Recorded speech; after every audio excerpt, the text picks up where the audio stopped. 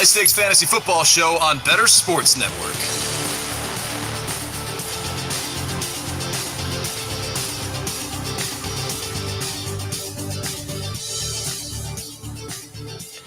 Welcome into the final High Stakes Fantasy Football Show for 2023. Hello, everyone. Welcome in to Fantasy Football Night in America. You are watching the High Stakes Fantasy Football Show live here on the Better Sports Network. I am Eric Balkman, of course, from the Fantasy Football Players Championship, the FFPC, myffpc.com, the High Stakes Fantasy Football Hour, as well as the RotoViz High Stakes Lowdown. You follow me on the X at Eric Balkman. Want to welcome in my guest co-host tonight. Welcome him back onto the show from Fantasy Pros, from Razzball. What else are you doing? It's Nate Polvogt, by the way, on X. Nate Polvogt on X. Nate, what else? Razzball, Fantasy Pros. I know I'm forgetting one here.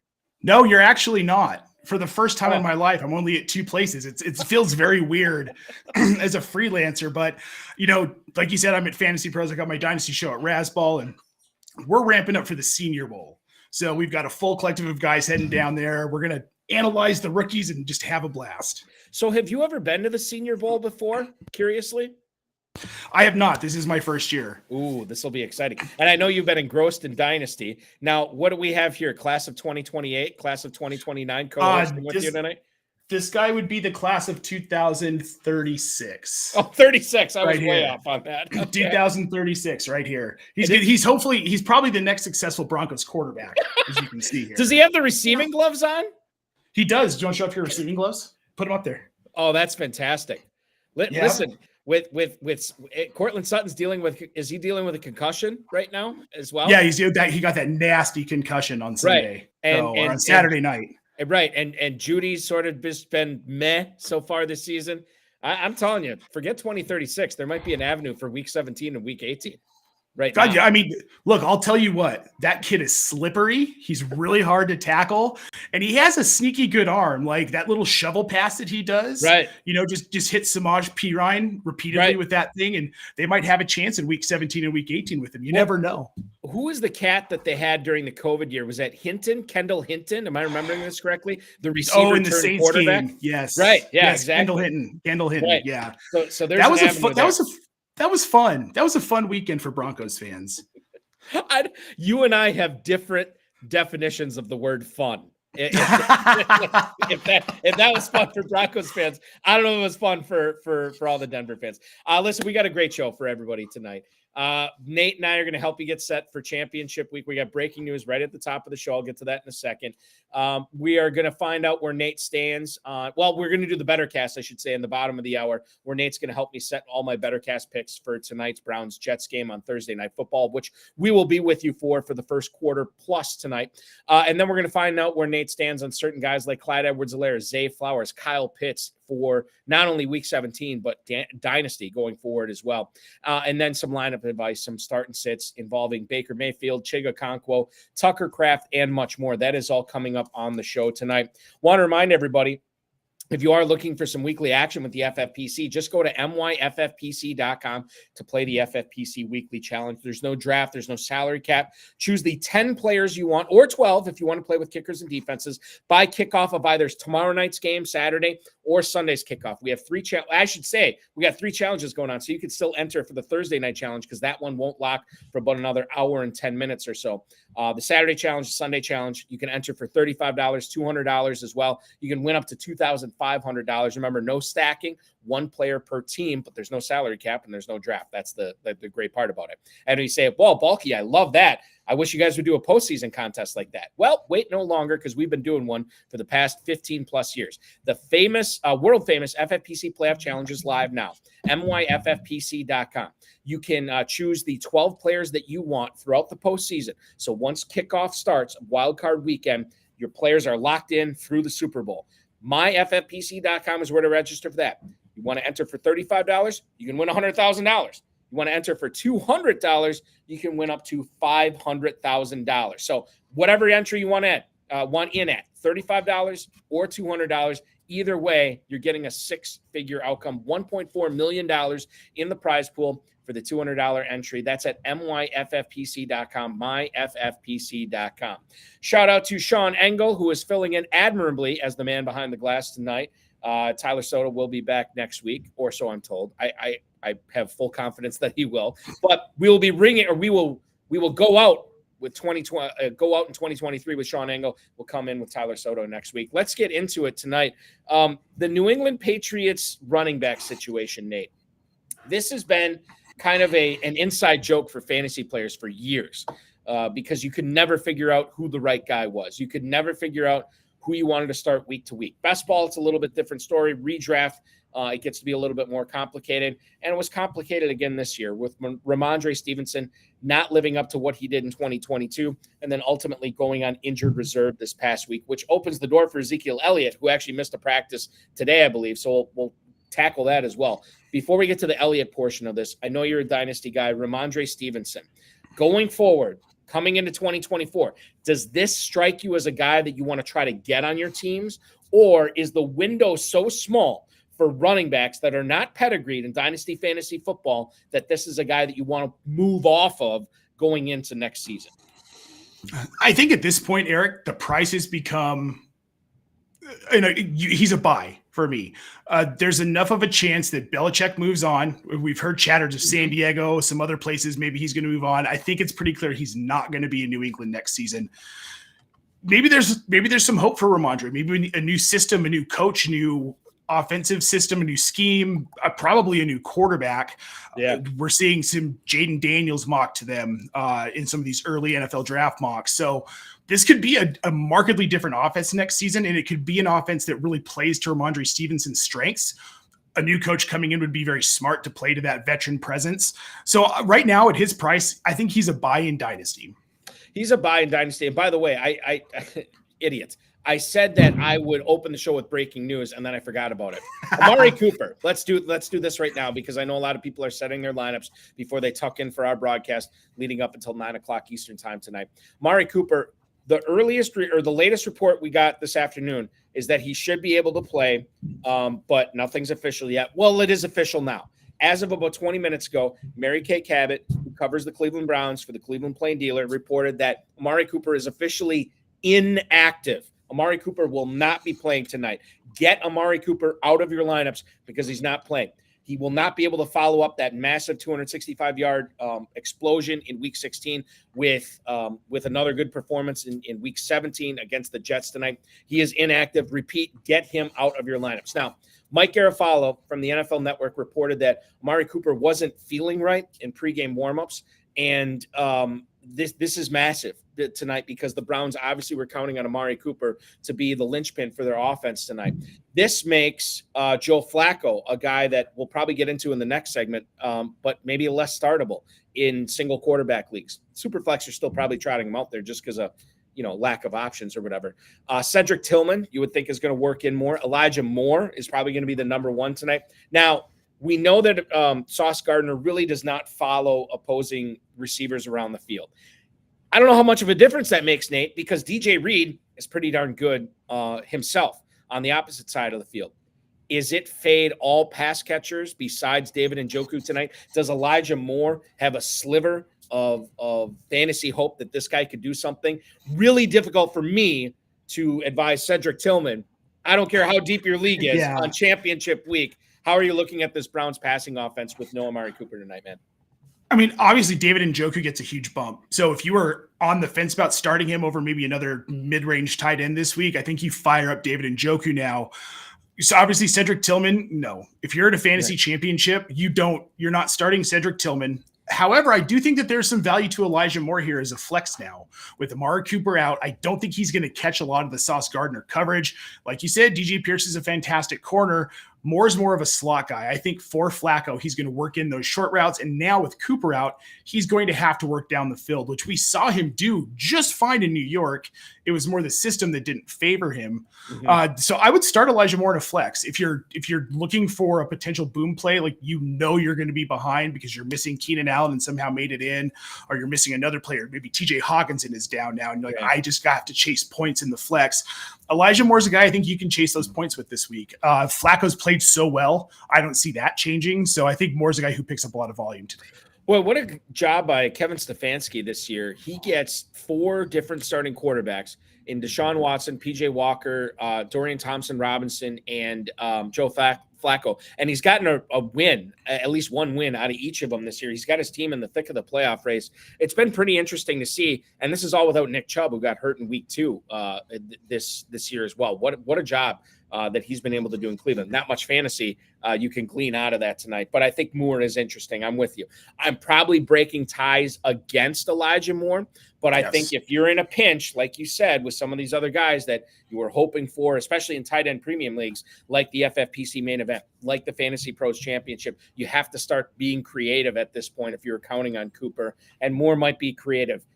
David Njoku, to me, is almost nearly a must start. Even though this Jets game tonight has a low total on. We'll get into the Bettorcast in the second segment tonight and talk a little bit about that.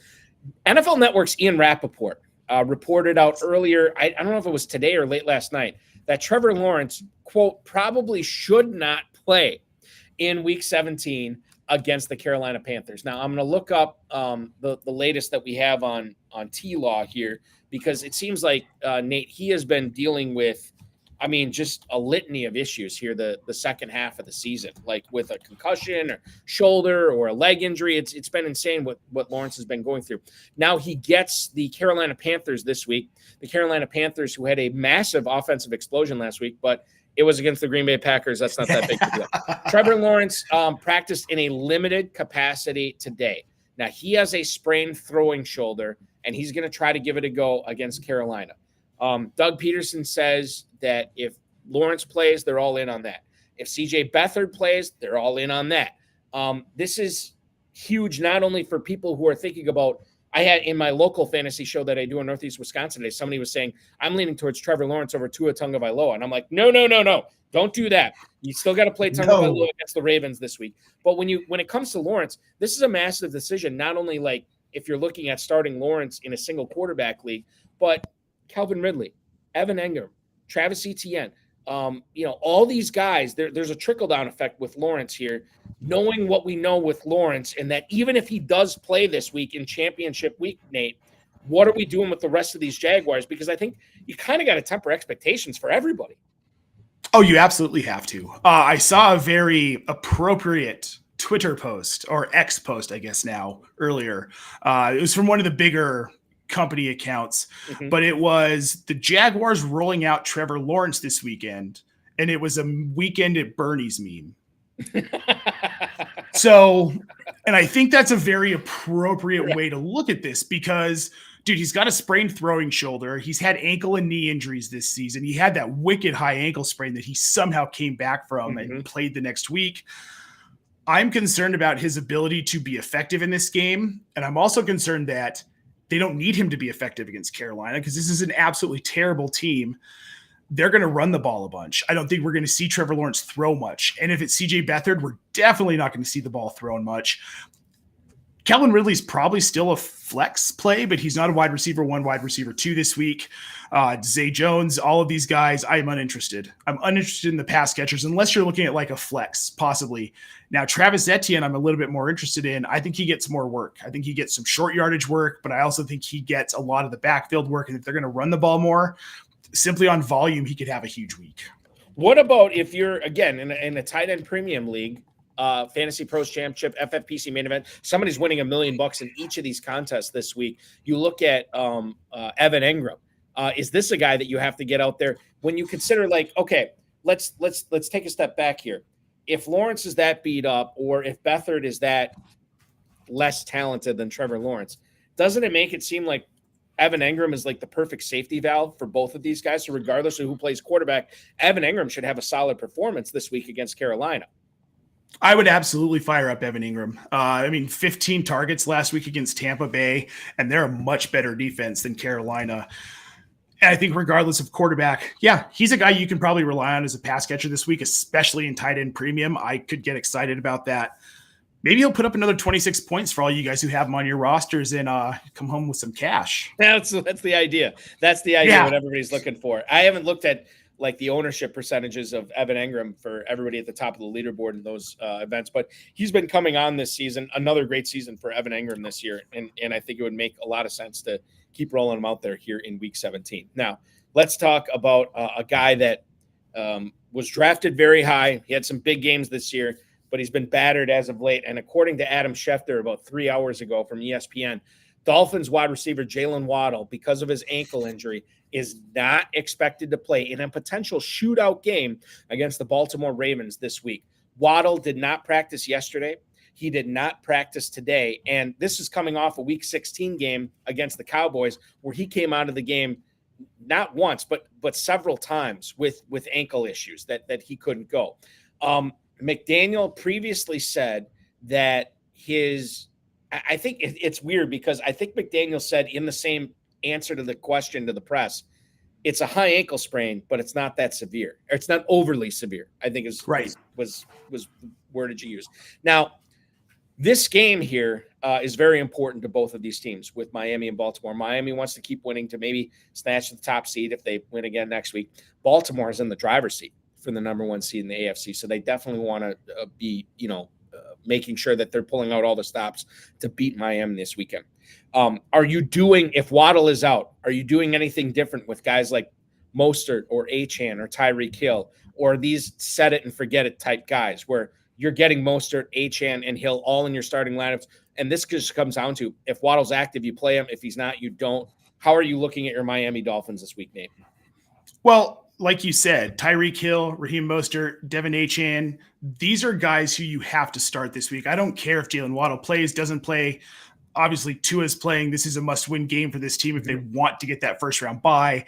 They're, like you said, they're pulling out all stops. You're starting all these guys. If Jaylen Waddle is on the field, the ankle injury is worrisome. We've seen him have some down games, but you have to start him this week because this is such an opportunity for him. This could be another 26, 28, 29-point game for him. Yeah, and like this is the thing, like you don't want to get – well, Nate, how have you done this in the past? Like I think there's something to be said for getting too cute in the final week, but I think too cute and critical thinking, I think it's a fine line between those 100%. Right? It's weird to figure out.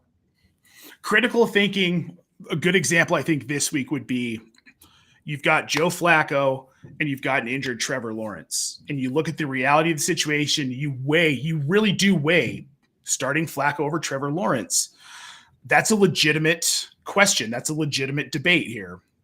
In the fantasy championships in the year of 2023 with Joe Flacco, who would have thought? Getting cute is deciding to bench Christian McCaffrey and start Deontay Foreman because you like Chicago's matchup better than San Francisco's this week. That's getting cute. Like, I'm going to sneak points. I'm the only person who thinks this guy's going to tank this week, and I'm going to win. That's getting cute. So I was working late last night, and I was like, I knew I do 5 hours of radio or 5 hours of streaming on Thursdays, and either I'm up late on Wednesday nights or I'm up early on Thursday mornings. And I was ready to turn in last night, and I was flipping through shows. I flipped through my channels last night, and I found the Rock was just starting on AMC. Are you a fan of the Rock? You yes. Okay. Oh yeah. So when you were talking about Foreman over McCaffrey, the first thing I thought of was last night when Sean Connery is talking to Ed Harris's character, and he's talking about you don't celebrate or memorialize dead soldiers' lives by taking more lives. And he said, this isn't combat. This is an act of lunacy. Starting Foreman over McCaffrey would be an act of lunacy. An act of lunacy. Maybe that's a bad example. Maybe here's a better one. But Jake Browning over Patrick Mahomes. Okay, I get, and that is closer because both of those guys, Mahomes has been struggling for sure. Exactly. And everybody's been very excited about this Week 17 game between the Bengals and Chiefs. But I will tell you this, Nate, and you know this because you've been in the industry for a long time. There are probably people that hit you up on the X or people that like hit you up on Fantasy Pros that are like I have thought about this every which way. And I think I can make a case for Foreman over McCaffrey here. And they're seriously considering it. And I always say, there's paralysis by analysis, right?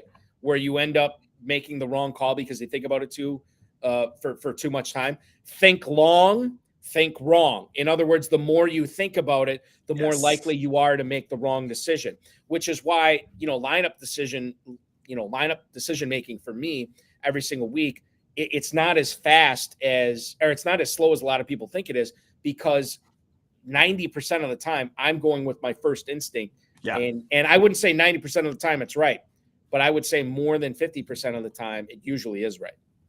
Well, and I think that's where we get into problems with analytics, because analytics could talk you into anything. And if you go into something thinking, I want to be the dude who starts Jake Browning over Patrick Mahomes this week, you can convince yourself. If you stare at those stats long enough and you search for the certain analytics, so like there's a certain ADOT versus this coverage that Jake Browning's better against, and the Chiefs use this coverage more than any other team. And like, so I'm going to do it because this means Jake Browning's going to throw for 600 yards and like 8 touchdowns this week because he destroys this coverage. Mm-hmm. There's a place for analytics in everything, but it can be overused. It's a balancing act. It's like what Matt LaFleur said with the Jair Alexander suspension this week. It's never just one thing. You don't want to rely solely on analytics. You don't want to rely solely on film. You don't want to rely solely on the eye test. Like, it's a mixture. It's a balancing act between all of them, right? What's the old adage? Stats don't lie, but statisticians do. And I think that's the case, because like, you can get any set of numbers or any set of data and it can match up with how you want it to match up, right? Doesn't necessarily make it true or predictive, but that is the situation we're living in right now. Al Paul on YouTube right now chiming in. People love to confirm their priors. And let me tell you what, I'm one of them. Like, I am a total, like, I want to live in my inkling is to live in my own echo chamber. I want to find stuff that supports things that I already know. And I've become a better fantasy player when I've seeked out people or numbers or things that will directly go in the face of what I already believe or what I already think. Mm-hmm. And like, once you open your mind to that, I think like the answer or what you want to do or what you should do comes to you a little bit more clear at that point. Because sometimes I'll figure out like, oh my God, I was way off on this. Why would I ever consider benching this guy or starting this guy or picking up this guy or drafting this guy or not drafting this guy? Like, why would I ever consider that? But and other times I'm like, okay, if this is the argument against what I'm thinking, then I know I'm in the right. Like, it just makes it more simplified, I think, the more angles that you look at it from. One of my favorite things is sitting down to write an article. I'll be going to write like an early sleepers for 2024 article. And I'll have this idea of a player. I'm like, oh, I'm going to write this guy up. Mm-hmm. And then you get in, you start digging through the numbers and you're like, wow, was I wrong about this guy? Or vice versa, where you're writing to trash a guy. I had this happen with a player last season. I couldn't tell you who it was. I'd have to go back and look at my archives. But I went in going to write, do not draft this guy in 2023. And by the end of my research, I was like, well, I guess I'm writing about him next week in you have to draft this player. Right. Yeah. And I think those are always the fun pieces that I love to read, where a writer comes in with a preconceived notion that, quite frankly, is probably held by a lot of people out there, by a lot of fantasy players. They're like, this is what I thought going in. And then I dug into it. Here's what I found out. And now this is where I stand on it. Like, that's, to me, you're covering everything in that, which is what I always like. Okay. John Terry, a former, I don't even know, at least 6 figures, maybe 7 figures at this point, champion in the FFPC. Does Amari Cooper bump up Elijah Moore at all tonight? Nate already said, yeah, he's flex worthy at this point, John. And we'll see what happens. Now, regardless of where they line him up, DJ Reed, Sauce Gardner, he's still going to be going up against them, but Flacco's been throwing so many times. Like, Flacco, we should talk about him. In fact, I'll tell you what, let's hold off on Flacco. Let's wait till the next segment, because I got a lot to say about him there. Let's talk about Chris Lewid. Give him a shout out, because this is a guy that's been coming on the show every single week.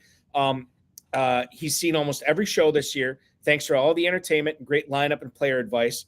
He says something like that, Nate, I automatically think he's talking about a different show, but he's actually talking about this show.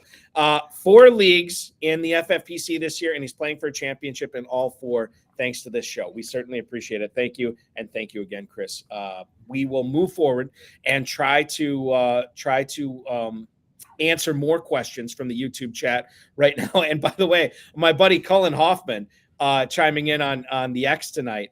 His best ball championship team has Jamar Chase, Jaylen Waddle, and Amari Cooper. This is not ideal. This is not what you want to see. But the great part about playing in the FFPC best ball championship, ain't nothing you can do, Colin. Like, you just got to let whatever happens is going to happen. It's been that case all year. You don't have to sweat about it. And like Nate, we talked about this before the show. Like, you dropped all your semifinals this week. You are spectating this week. I am spectating for the first time in probably 15 years. But you said there's a relief that comes into this. Is the relief just being able to be a fan and not sweating everything out, or was there something different about the 2023 season for you? This is a really hectic season.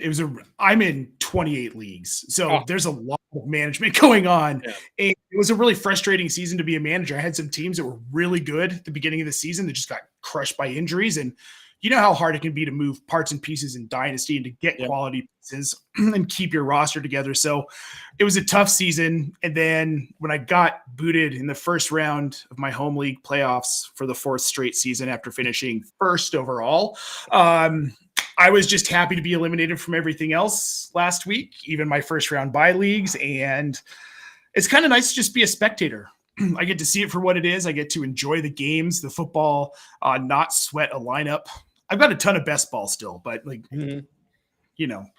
that'll fall where it falls. Yeah, it falls where it falls. Like, yeah, exactly. And that's why you don't worry about it at this point. Let's talk about, we got some time yet. Let's talk about the new quarterback in Washington. Not a new quarterback, it's an old new quarterback. The Commanders are going to be starting Jacoby Brissett in week 17 against San Francisco 49ers. Now, Sam Howell, for a while, I don't think he still is anymore, Nate, but he was leading the NFL in passing yardage, which blows my mind. Ron Rivera said that benching Howell is not an indictment on him, but it will let him take a breath, and Jacoby Brissett will take over. Now, in week 15, Sam Howell was replaced by Jacoby Brissett, 8 of 10 for 124 yards and 2 touchdowns. They ended up making it close against the Rams, but they still fell 28-20. Then last week, same thing happened.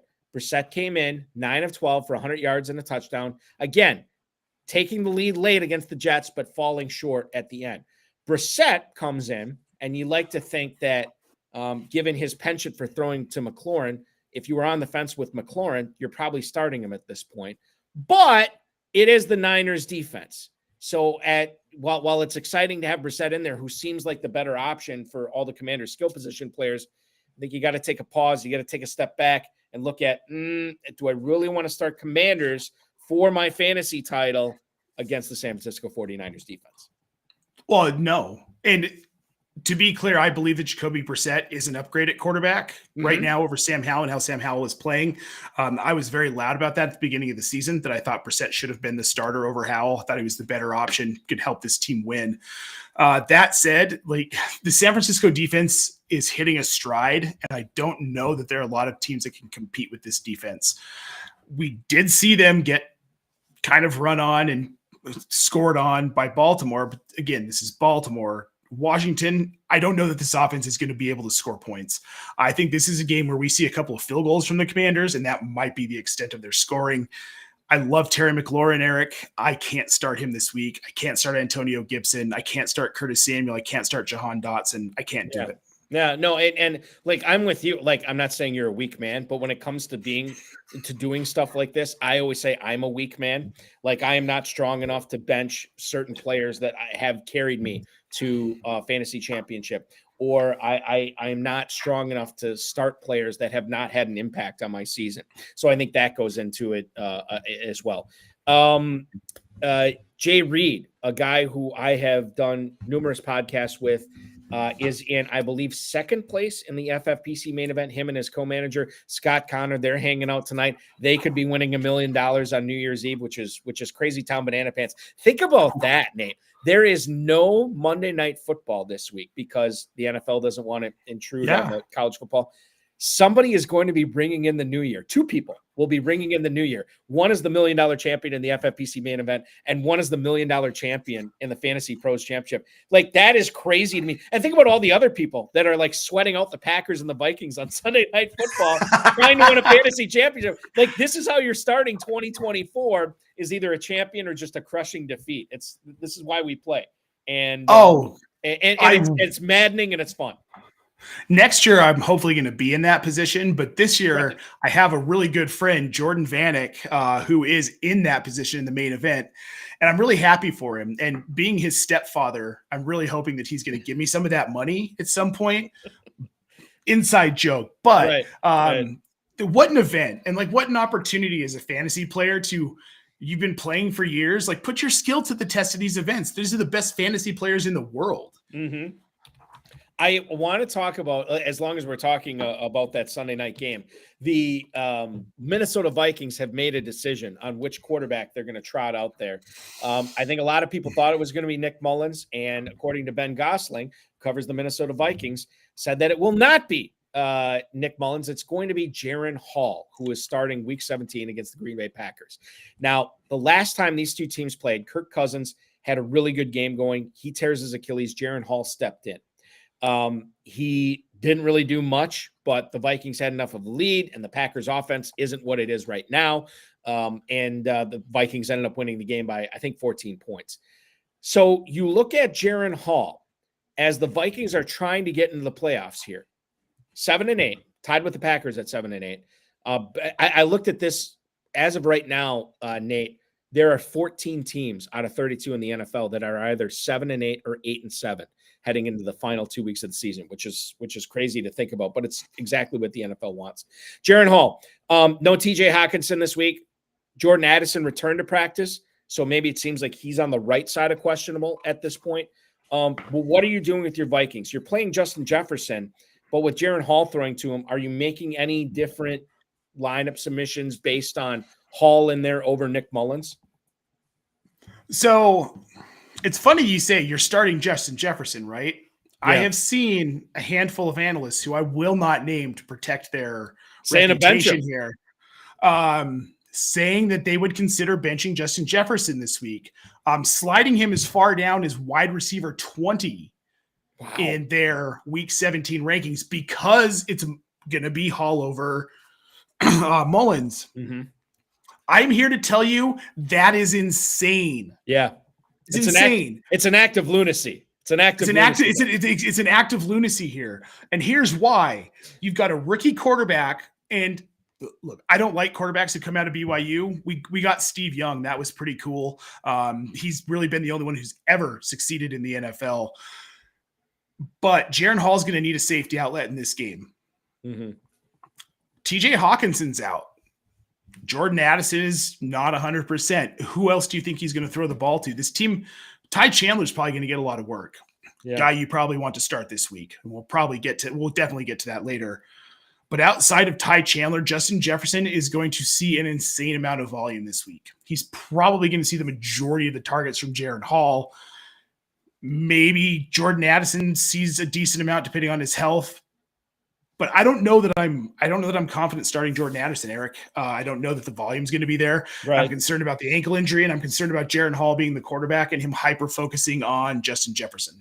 Addison almost seems like a start out of necessity, not out of desire this week. So I think if you can look elsewhere for Addison, because even if he gives it a go, I don't know if he's going to be at full speed ahead. Yeah.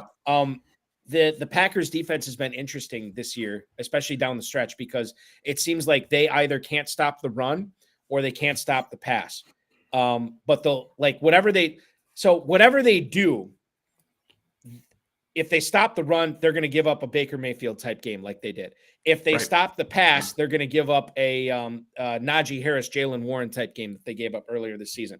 Which one is it going to be? I don't know. But the Packers rush defense has been historically awful the last 3 years. So my inkling is to say, Ty Chandler, ride him to the moon. That's what you want to do this week.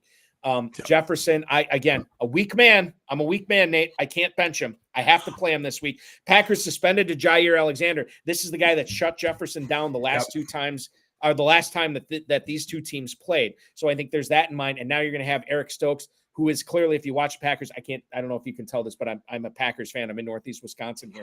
If you look at Eric Stokes, to me, they brought him on too fast. He is not all the way back yet. He can be had. And then they're starting a 7th round rookie in Carrington Valentine on the other side. I think this is a big game for Jefferson. I think it's a big game for Chandler as well.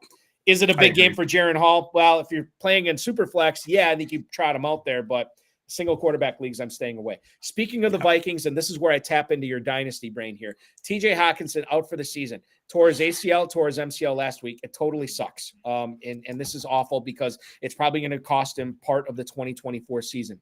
Whether you own him or not in dynasty, what's the proper way to attack TJ Hockenson in your dynasty league in the offseason? I mean, he's 26. He was a PPR tight end 2 last season. Mm-hmm. He's currently the PPR tight end 1 this season. Travis Kelce's 35, man. We're still riding that dude's back to fantasy championships. Maybe not so much this season. I think Hockenson has a long future in this league. And unless you're going to find somebody who's willing to give up maybe like a 2nd round pick for Hockenson, maybe even a 1st round pick, if he's going to be the overall tight end 1, 3-4 seasons down the line. Otherwise, no, I think I'm holding him. If I have TJ Hockenson, I'm holding him. If I don't have TJ Hockenson, I might be aggressively buying him at his price because people are freaked out by the ACL, MCL injury. They're freaked out by the uncertainty in Minnesota. We don't know who the quarterback's going to be there next season. We just know that Kevin O'Connell's probably going to be there. So I'd be buying him. He's a buy hold for me. If you own him, hold him. If you don't, go try and buy him. If you don't have him and you could use a tight end, let's say FFPC, tight end premium, would you give up and I know we don't know this yet, but in your league, in your dynasty league, if you have a top 4 rookie draft pick, would you be willing to send that for TJ Hockenson? Probably not that high. Top 8 pick, like between 5 and 8. Would you do it then? Between 8 and 12. 8 and 12. Okay, so a late. I give a back end 1st round pick. Okay. I'm a big advocate in dynasty specifically of known assets over unknown assets. So I'm always going to value a player a little bit higher than a draft pick. And I know there are people that do it the reverse way. That's always worked for me. And Hockenson is a known asset. Yeah, I give up a back end 1st round pick because at least I know I'm getting a guy who has produced at the NFL level. A guy who has produced at the fantasy football analysis level is Nate Polvogt tonight from Fantasy Pros Razzball. Joining me tonight. You follow him on the X Machine at Nate Polvogt. We have gotten into so much already. We are way overdue for a break. So here's what we're going to do. We're going to step out just for a minute or two. And I like anybody who watches the show know I always come back late for the break. I promise I won't do that this time. When we come back, we're going to get into the Bettorcast tonight. Amari Cooper inactive tonight, so get him out. But we're going to answer all the over-under questions on the Bettorcast app, which you can download for free right now in the App Store or Google Play. Spend the break downloading it for free, and then when we come back, you can make your picks along with us as we talk about how many passing yards Flacco is going to get tonight, how many receiving yards Garrett Wilson's going to get, who's going to win the game, the total points scored, and much more. Nate Polvogt from Fantasy Pros and Razzball. I'm Eric Balkman from the FFPC. The High Stakes Fantasy Football Show on the Better Sports Network on Fantasy Football Night in America rolls on right after this. Don't go anywhere. Season going through the playoffs. The FFPC has 2 playoff challenges with either a $100,000 or a massive $500,000 grand prize. All you need to do is pick 12 players at myffpc.com.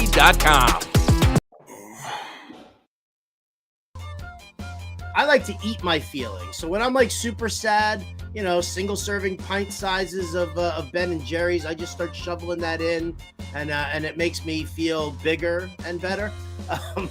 But so let's eat our feelings here. What we're gonna do today is we're gonna talk football players, food. We're gonna pair them up. Who is represented by what food? All right, I want to just shout out Hal Alexander in there for CMC, Christian McCaffrey, is Rocky Road ice cream. A little bit of everything.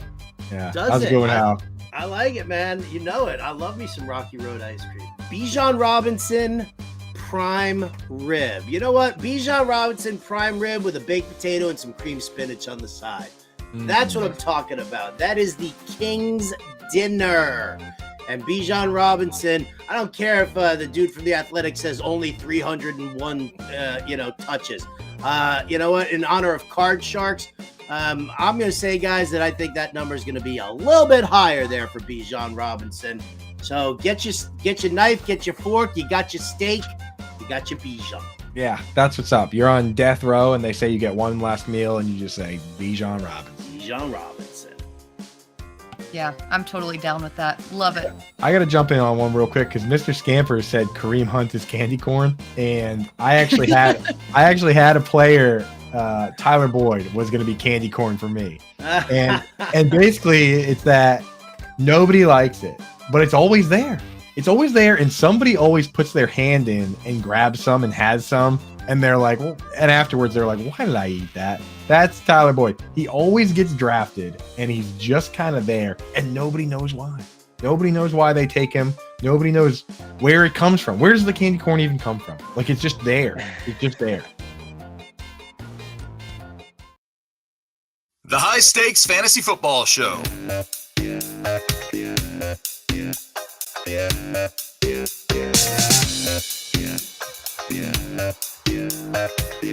20 minutes until the top of the hour here on the Better Sports Network's High Stakes Fantasy Football Show. Thank you so much for hanging out with us tonight. We certainly appreciate it. I am Eric Balkman from the FFPC HSFF Hour RotoViz High Stakes Lowdown. He is Nate Polvogt from Razzball and Fantasy Pros. Hey, I want to remind everybody that the BSN, the Better Sports Network, is gamifying tonight's Thursday night football game on the Bettorcast app. You can check out Moose and Keith's game preview, the New York Jets and the Cleveland Browns, including some of their top picks and plays. Then you can compete in our free contest by answering pregame questions, something that Nate and I are about to do, which will be live in the Bettorcast app. Well, they're already live in the Bettorcast app. You can answer them now. Tonight during the game, you can predict what's going to happen and test your NFL knowledge as well. You can chat with fans that are in the Bettorcast app about all the big plays, the top performers, all the busts in real time. You don't have to buy anything. You don't have to subscribe to anything. This is always free to play. Now, when you watch Thursday Night Football with us, you can play that contest and win tickets. The more questions you answer correctly, the more tickets you're going to win. The more tickets you get, the more you can redeem for authentic NFL signed gear and collectibles. Download the free Bettorcast app in the App Store and Google Play, whichever one you're rolling with right now. You have to be 18 years or older. So let's get into this as I bring up my Bettorcast app right now. And you are going to help me do this right now, Nate. We are going to answer these questions for the Jets and the Browns tonight. Kind of a low-scoring game. We'll get your thoughts on the total on this game shortly. But let's kick things off with Joe Flacco. His total is set at 233.5 passing yards. Now, 233.5 is an interesting number because you say, well, Flacco gets that like it's a bodily function, the way he's been playing this last quarter of the season, really. But it's against the Jets tonight. A really, really tough defense with a tough secondary. No Amari Cooper as well. Are we saying over or under 233.5 for Flacco? I'm taking the over. Now, he's been 300 plus all but one game that he's played this season. And yes, the Jets' pass defense has been phenomenal. However, the Browns are in contention for a first-round bye. Eric, who would have thought that this is a team that would be in contention for a first-round bye? Joe Flacco's looking at reliving his glory days from his Ravens days. I think he goes over 300 tonight. Honestly, against this defense. And I know that's saying something against his Jets secondary. It has been done, and I think Flacco's going to do it tonight. Even without Amari Cooper, I think Njoku's going to have an absolutely massive game. Boy, if he has a massive game, that's going to be really good for the leagues I'm deploying Njoku in, because this is interesting. If he goes over 300 tonight, I mean, it's got to be more, and it's got to be Njoku, right? I mean, I don't know how much the running – I mean, Ford maybe would have a hand in it, a little bit, but outside of Moore, like what receivers are we trusting? I mean, like there's none. Maybe Cedric Tillman has a big game. Maybe this is a week where he does, and I'm not saying that you should start him, but any given Sunday, right? Right. So that's the way to look at it. That is the way to look at it. And it doesn't mean that I'm necessarily starting Cedric Tillman. It just means that I have more confidence in Flacco tonight. And I think he goes over 300 with a couple tutties. So we're going over on Joe Flacco. I'm on board. You have sold me. You're an excellent salesman, Nate. So we're going to go over on Joe Flacco. Now, let's get to Breece Hall here. Over under rushing yards. And by the way, I'm just going to lament about this. I know nobody cares about your fantasy team, but I play in the Kentucky Fantasy Football State Championship, which is very similar to the FFPC, very similar to the Fantasy Pros Championship. In this league, Nate, I'm going to brag, and then I'm going to stick the knife right in my back. You can only play 3 running backs in this league. On this team, I have Travis Etienne, Isaiah Pacheco, Kyron Williams, Breece Hall, and oh God, who's the other one now? This is really going to irritate me. It's Hall, Williams, Pacheco, ETN, and Devon Achane. Can only play 3 of those guys a week. And guess who I sat in this format, which is full PPR, mind you, last week, Breece Hall. And it was a team that really had a shot to take down like first place or at least get into the top 5 or top 10 heading into this week, and I didn't play him, and it's really sticking in my craw. That said, I'm moving on. Short memory, just like corners in the NFL. Us as fantasy players, we got to have short memories and just go forward. Now, Breece Hall, this season, as far as rushing yards go, and his total is set at 45.5 on the Bettorcast app tonight. If you look at what he's been able to do rushing the ball, he had 95 against the Commanders last week. Right. But he did not hit that total, 45.5, since November 6th when he hit 50 against the Chargers. He hit it against the Broncos when he went for 177 in week 5. He also hit it in week 4 against the Chiefs when he just went over at 56, and then 127 week 1 against the Bills out of necessity because they didn't have Aaron Rodgers after the first 4 plays that game. This is not, it's weird to think about this. This is not a total he normally hits. This is a tough defense in Cleveland tonight, which makes me think, okay, this is totally under 45.5. But then I think, well, okay, maybe this is a trap line, right? And he's actually going to go over. How are you reading Hall against the Browns? Rushing yards only, 45.5 tonight. You know, it could be a trap because you're looking at Trevor Siemian starting tonight. And as someone who born and raised in Denver, obviously love the Broncos, Trevor Siemian is a very interesting case for us Broncos fans. And it makes me believe that Sal's going to have to run the ball a ton tonight. But that still doesn't make me really all that confident in Breece Hall because, okay, sure, 20 carries for 95 yards, 16 for 50, 22 for 177, 10 for 127. But then you've got 13 for 28, 12 for 17, 7 for 25, 13 for 16, and 10 for 40. And this is a really good run defense. I don't know that it matters. I don't know that it matters how much they want to run the ball. Again, this is a Cleveland team that actually has something to play for. I don't think any of us thought at this point in the season they were going to have this to play for. I think they're going to shut this offense down. Okay. And then Breece Hall he'll still get the receiving work. He's gotten it every game all season. I'm not worried about that, except a few exceptions against Miami. He only had 2 targets. That's unlikely to happen tonight. I see him being heavily involved in the passing game. And from a PPR standpoint, you start him. But from an over-under standpoint, no. I want the under on that 45, and it's pretty easy for me. Yeah, and I'm with you on that. Okay, I just wanted to make sure I wasn't being trapped on that, so we'll take the under. Yeah, Breece Hall, 65 catches so far this season. He's had games of 12, 8, 6, 7, 5, 6, 5. You know, basically since mid-October, he has been a pass-catching machine, and I think that continues tonight with Trevor Siemian. Okay, let's move on here, and we'll do Jerome Ford. Flip side of the coin here. 46.5 receiving yards is what we're looking at for Jerome Ford tonight. Now, Jerome Ford, I said earlier today to one of my buddies, it's been kind of like the bell curve with him, right? Started off small because of Nick Chubb being healthy, and then he wasn't healthy, and then all of a sudden you get the bell curve going up, and then for whatever reason, I don't know what it is with him. Maybe he's just not that talented. Maybe it was Kareem Hunt. Maybe it was the schedule, but then he's come down a little bit too, and he's kind of leveled out. Now, when you look at Jerome Ford, again, rushing yardage only, and he's at 45, beg your pardon, he is at 46.5 tonight. 46.5.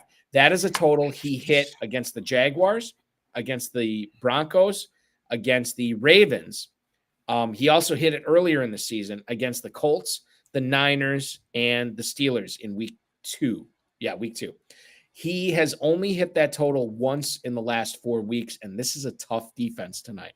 Are we also taking the under on Jerome Ford rushing yards at 46.5, Nate? Yeah, I think so. And it seems counterintuitive given the situation with Amari Cooper out. You think you might see him use a little bit more, but I think he's going to see more usage in the passing game. I think that rushing wise, I mean, I just don't think he comes close. I would take an under on 35 yards on this one. Right.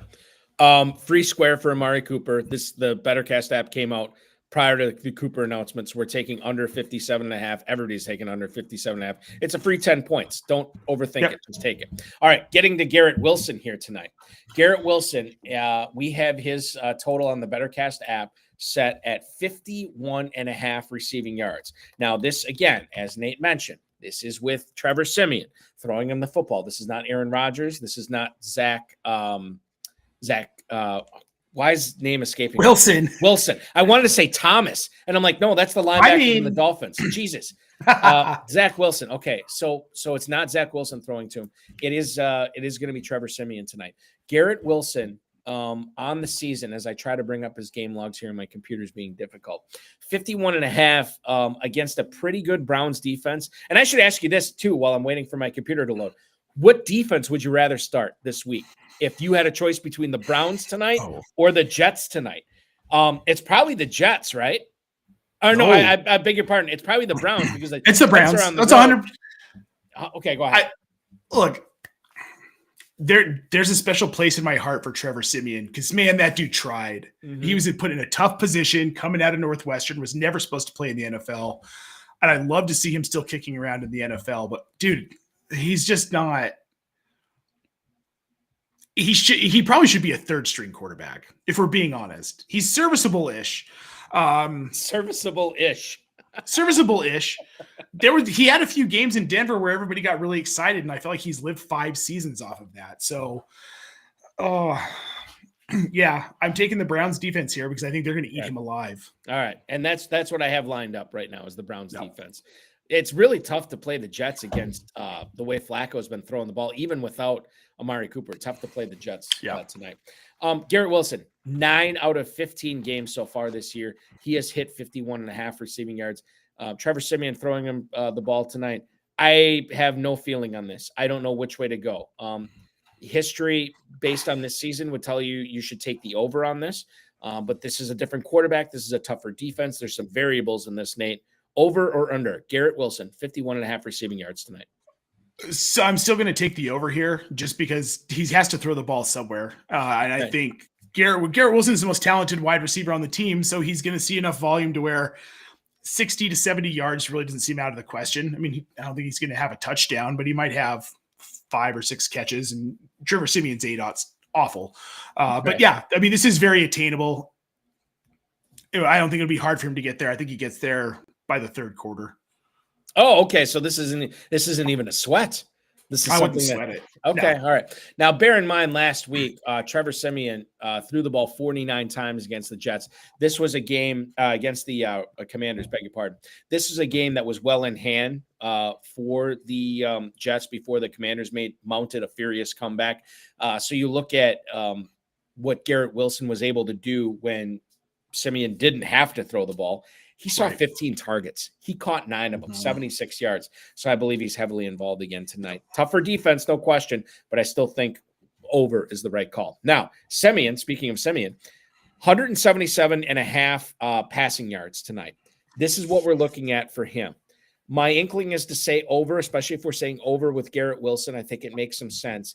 But I don't have the figures in front of me. I'd really be wondering how many times the Jets have given up more than 177.5 passing yards on the season. I don't know.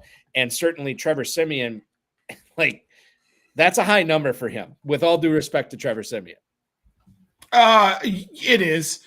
However, so the Jets defense here, looking at just total yards, they don't give up a lot of yards.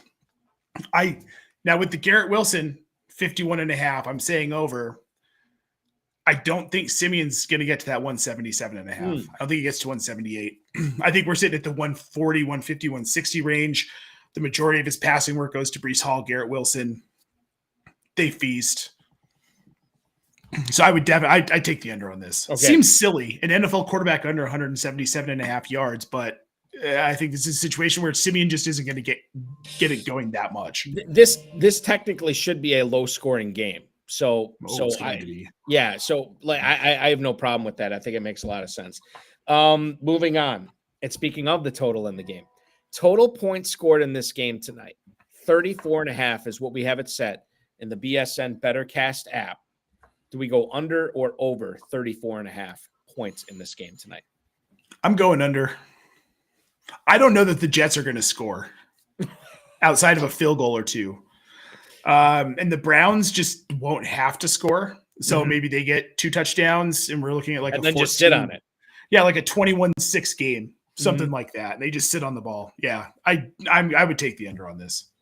Okay. So now that said, which team will win the game. We can pick the Browns or the Jets. Now we'll get 20 points on the Bettorcast app if we pick the Browns. If we pick the Jets, we only get 10 points. Slam dunk, we're picking the Browns, right? Oh, slam dunk. This game won't be close. It'll be over by the end of the first quarter. Oh, listen, you're not selling everybody on sticking around in the Bettorcast app for the whole game.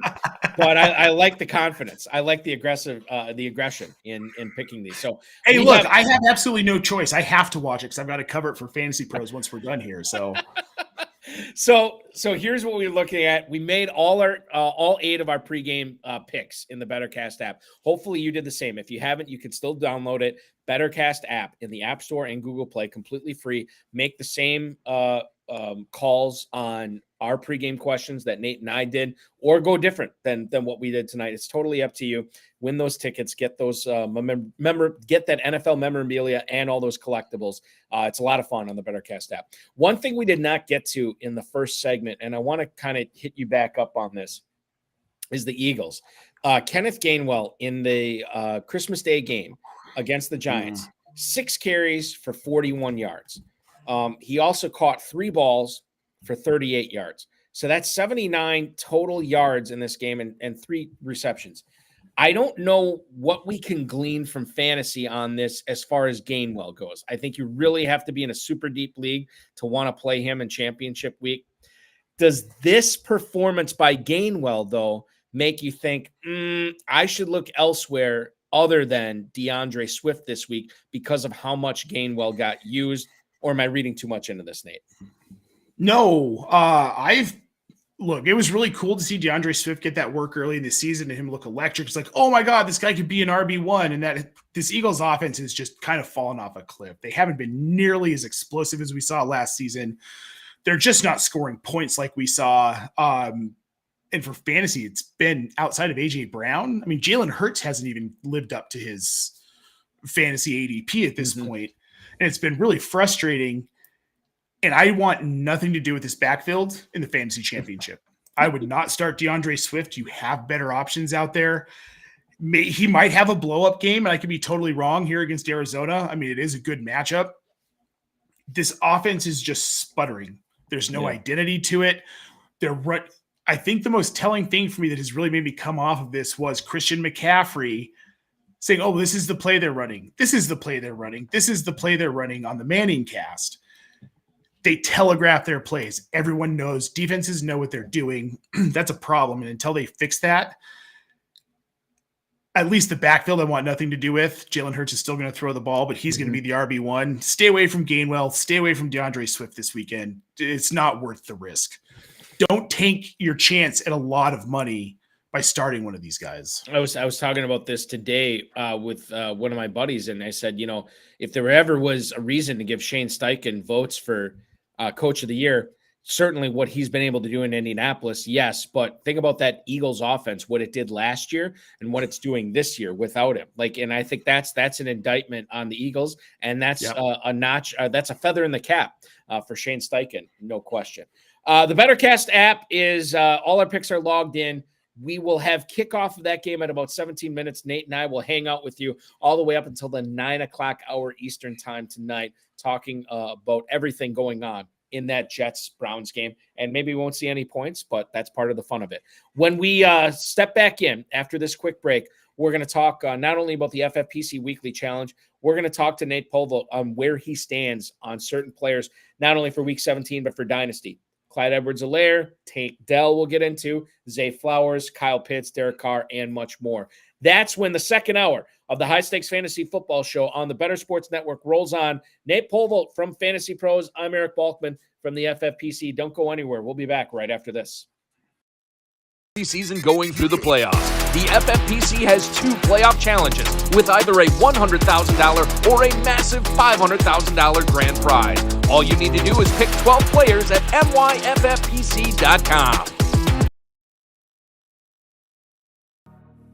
The Bears have to be one of the most inept franchises of any sport I've ever seen in my entire life.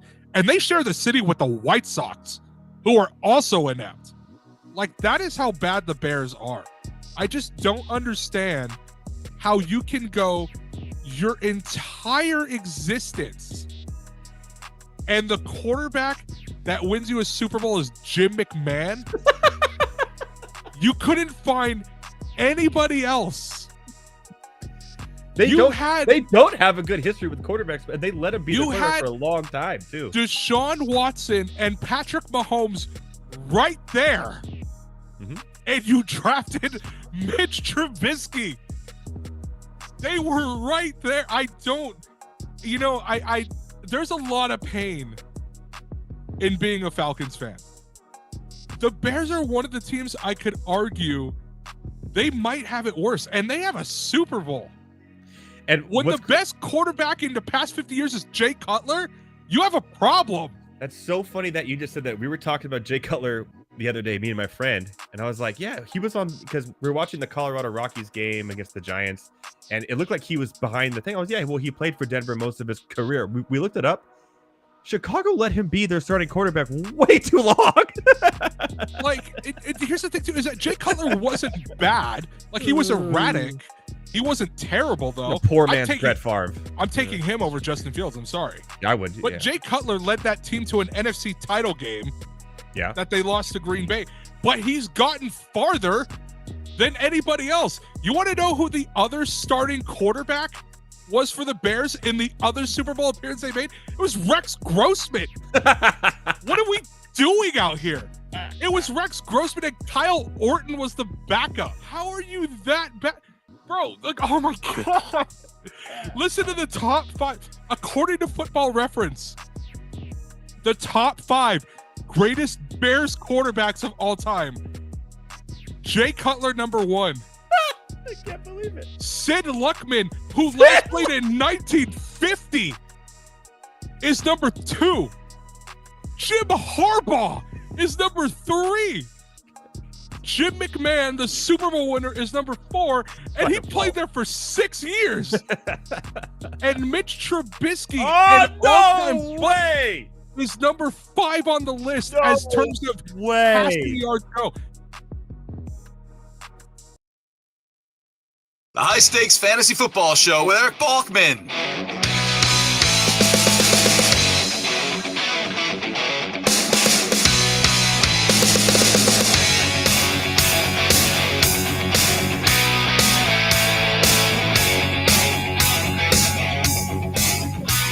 We are rolling on here. 2 minutes past the top of the hour here on the High Stakes Fantasy Football Show on the Better Sports Network. I'm Eric Balkman, at Eric Balkman on the X, being joined tonight by Nate Polvogt from Fantasy Pros and Rasball, a Dynasty Wunderkind. I got to have you on later on in the season to try to, you're going to the Senior Bowl this year. You're going to see all these prospects up close. I need to know, for all the Dynasty leagues I sucked in this year, that I'm going to have a high pick. I need to know how to not screw up those picks. Are there, how much do you watch college bowl season, Nate, given your Dynasty proclivity? I try and watch as much as I can. It's difficult, especially these days. I've got a 6-year-old who is really into Steph Curry. Oh, yeah. Which, I got a 10-year-old who's really into Steph Curry. He asked for a Steph Curry jersey this year. Mm-hmm. And my wife is the greatest person on earth. Jen, she's in this industry as well. Most people who are watching this will know her. Jen Polvogt, my wife, worked her ass off to get that Steph Curry jersey. And it was almost impossible. But we got one. And then we ended up with 2. So now he has 2 Steph Curry jerseys, but they're from Santa. A blue one and a white one. 2 blue ones, a yellow one. 2 blue ones. 2 blue ones. But then he's got the full uniform with the shorts. So yeah, we're pretty stoked about that. Yeah, that's fantastic. Beautiful. Are you guys Santa got it for him, though. Santa got it, yeah. Are you guys Nuggets fans? Was this weird for you, or do you not care? I'm not much of a basketball guy. Used to be. It's just whatever. Okay. Getting into the football analysis world, there isn't a lot of time. However, we are Nuggets fans, and it's very confusing for us because he loves Nikola Jokic. He has a Jokic jersey. Whole family's Nuggets fans. So the next door neighbor kid loves Steph Curry, and he just fell in love. And you know what? There are worse players he could love. Exactly. That's a great point. We're obviously Bucks fans in our house, and he was a big fan of Giannis Antetokounmpo. And I'll tell you what, people got energized. Bucks fans got energized when the Bucks traded for Damian Lillard and got him from Portland. My son is the worst person to watch a Bucks game with when Damian Lillard is struggling, because he cannot stand Lillard. Cannot stand Lillard at all. He's like, everybody says Lillard's so good. He's not good. Lillard misses a 3, and my son does not let me forget about it for about 45 minutes. It's insane. So he's a Bucks fan. He likes Antetokounmpo, not a fan of Lillard. And he also likes Curry, too. That's the other thing. I think everybody just likes Curry. He's a very what's not to like about Steph Curry? Right, really. Yeah. The FFPC Weekly Challenge, as I try to transition back into football very poorly, but I'm going to do it anyway. The FFPC Weekly Challenge is here for Week 17 in the NFL. You have about 10 minutes to join the Thursday Challenge. In case you missed that deadline, you can sign up for the Saturday Challenge, which will lock prior to the Cowboys and the Lions kicking off tomorrow, or the Sunday Challenge, which will lock at 1 p.m. Eastern time on Sunday morning. There's no draft. There's no salary cap for this. No convoluted rules. It's the same format as our ever-popular FFPC world-famous playoff challenge. 10-team contests, 30-team contests, 100-team contests, all at your disposal. Just pick your players and watch them ride throughout the weekend. The results are determined by the total points accumulated by each individual entry, each individual roster, basically. You can play with the classic, with the kickers and defenses, without the kickers and defenses in the slim format. $35 is your entry fee. You can also join for $200. There's a contest for everyone there. We got a ton of them going on right now. New users can actually get $25 off their first FFPC entry of $35 or more. Just use promo code ALARM at myffpc.com, ALARM at myffpc.com if you want to play. We're on the Bettorcast app. There's a ton of people in there already talking about the Browns and Jets. We're about 9 minutes from kickoff. So before we get into that, as Prime is at commercial right now, hopefully you're all watching this, because Nate is about to tell us where he stands on certain players in the NFL right now. Keaton Mitchell out for the year. The Ravens are going to be going with a tandem of both Gus Edwards and Justice Hill. Just the way we saw it happening prior to week Of course. Absolutely. This is the way it goes in fantasy football. As we look at the matchup for the Ravens, this could be, as I mentioned in the first hour, it could be a shootout. Where do you stand on Gus Edwards? Let's just talk about week 17 here, knowing that Keaton Mitchell's not playing, knowing that Justice Hill's gumming up the works, and knowing it's championship weekend. Nate Polvogt, where do you stand on Gus Edwards at home against the Miami Dolphins? I stand firmly on him being on your bench, unless you all these statements have a caveat, because I've had situations where it's like, do I start Gus Edwards or Randall Cobb? Well, obviously in my flex, I'm going to start Gus Edwards. It's a no-brainer. But if you're looking at starting Gus Edwards over another viable running back, I wouldn't start him over Jerick McKinnon this week. I know Jerick McKinnon's been banged up. If Jerick McKinnon's healthy, I'm not starting Gus Edwards over Jerick McKinnon. They're just 9 carries for 31 yards last week against San Francisco. Miami has a very good defense. That Fangio defense is no joke. I don't think he sees much more production. He's going to need a touchdown, and I don't know that he gets that against Miami this week. And to me, that's what it comes down to, Nate. Yeah. Like, if this guy falls into the end zone once or twice, hey, congratulations, great start. Do you really want to bet on that? That's the question. And no, you don't want to bet on him falling in the end zone, because as we were talking about earlier, this is going to be a shootout. Guys like Zay Flowers and Isaiah Likely are going to get the touchdowns. Rashad Bateman, probably not Rashad Bateman. Never Rashad Bateman. But Gus Edwards, not, unless he gets some ridiculous long touchdown reception like he had a few weeks back or sometime earlier in the season, I believe. No, that was not him. I'm thinking of somebody else. See, I'm trying to manufacture value for Gus Edwards here on the show. Don't start Gus Edwards. Don't. Let's move on past that, because we don't want to. We don't want to fall into a word salad where we both are like, we sign up with like, yeah, Gus Edwards, great start this week. That's what we don't want to happen. No. Well, let's talk about the Chiefs backfield. Taking on the Cincinnati Bengals this week. Isaiah Pacheco, the latest I saw on him about 4 hours ago, Pacheco did not practice today. He's dealing with not only a shoulder issue, but also a concussion issue. He did not practice yesterday. I would assume that it's going to be an uphill climb for him to be active against the Bengals this week. I would assume that he misses this week. And for the purposes of this conversation, let's say he misses. What do we do with Clyde Edwards-Helaire? Where do you stand, Nate, on CEH this week in Week 17, championship weekend? Let's just call him a flex, not even an RB2. Would you flex out Clyde Edwards-Helaire? I would fire him off into the sun as a fantasy asset myself. Dude, against a really bad Las Vegas defense, he had 4 carries for 6 yards. He managed 3 catches for 42, which salvaged him as a very, very low end. Like, if you have 5 flex spots in your league, it was worth starting him.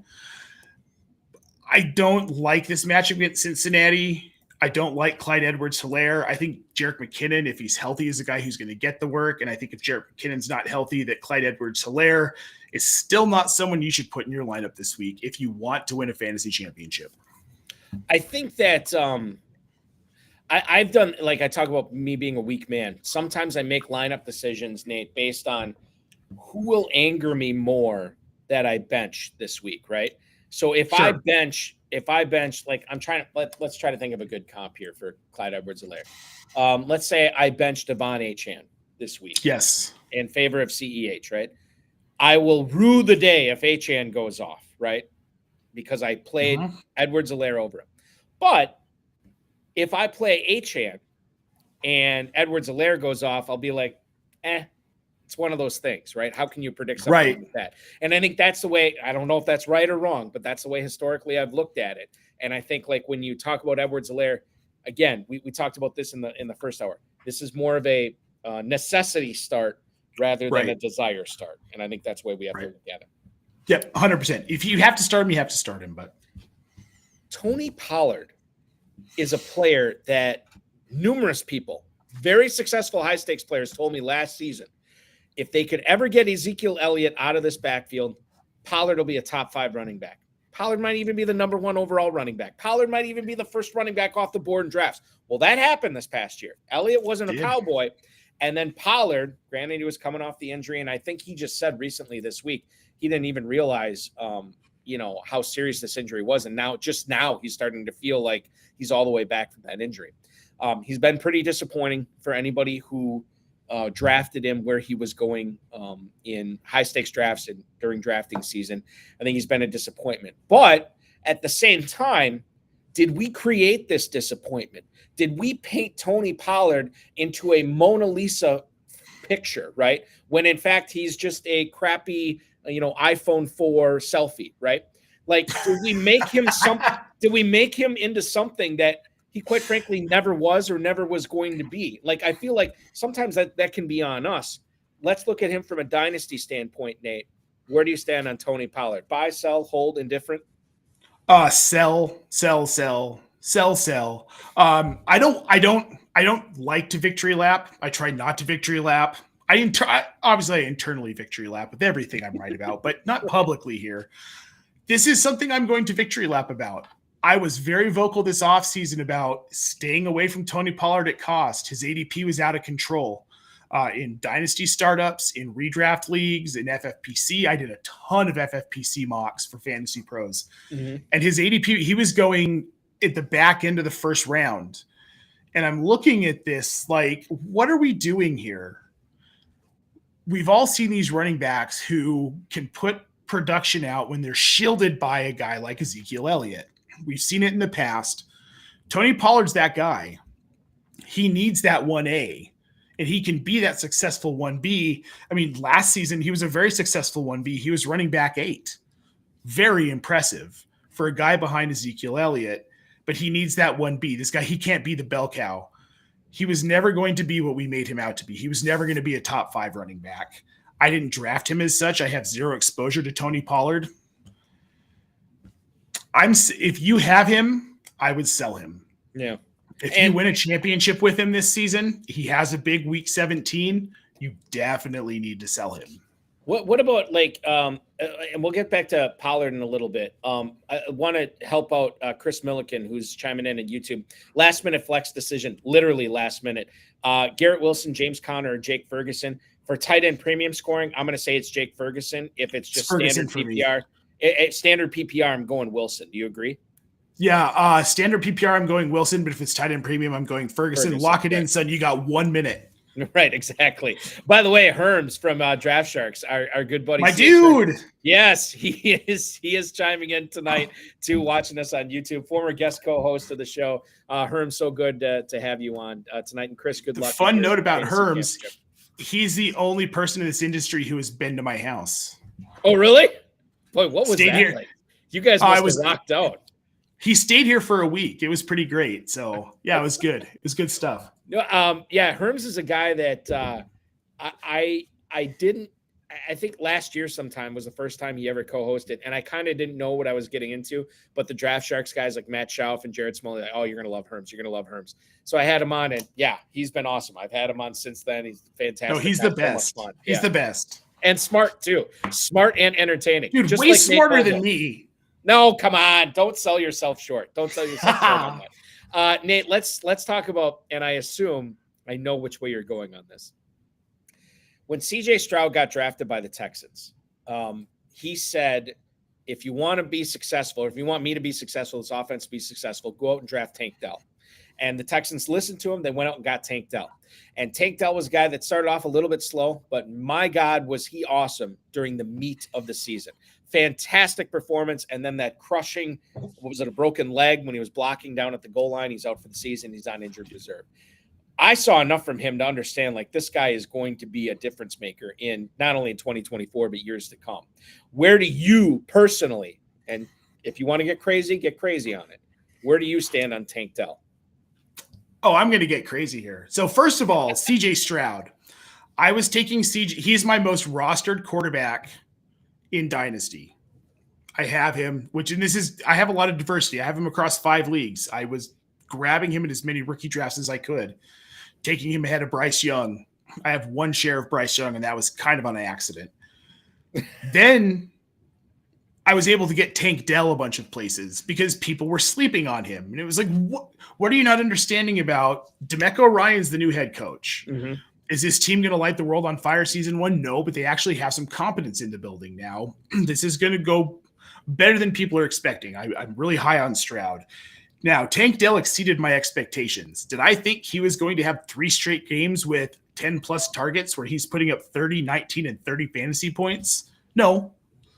But I thought he'd be consistent enough where we were getting 15 to 20 every week. This kid is a star. You need to be going after him in Dynasty.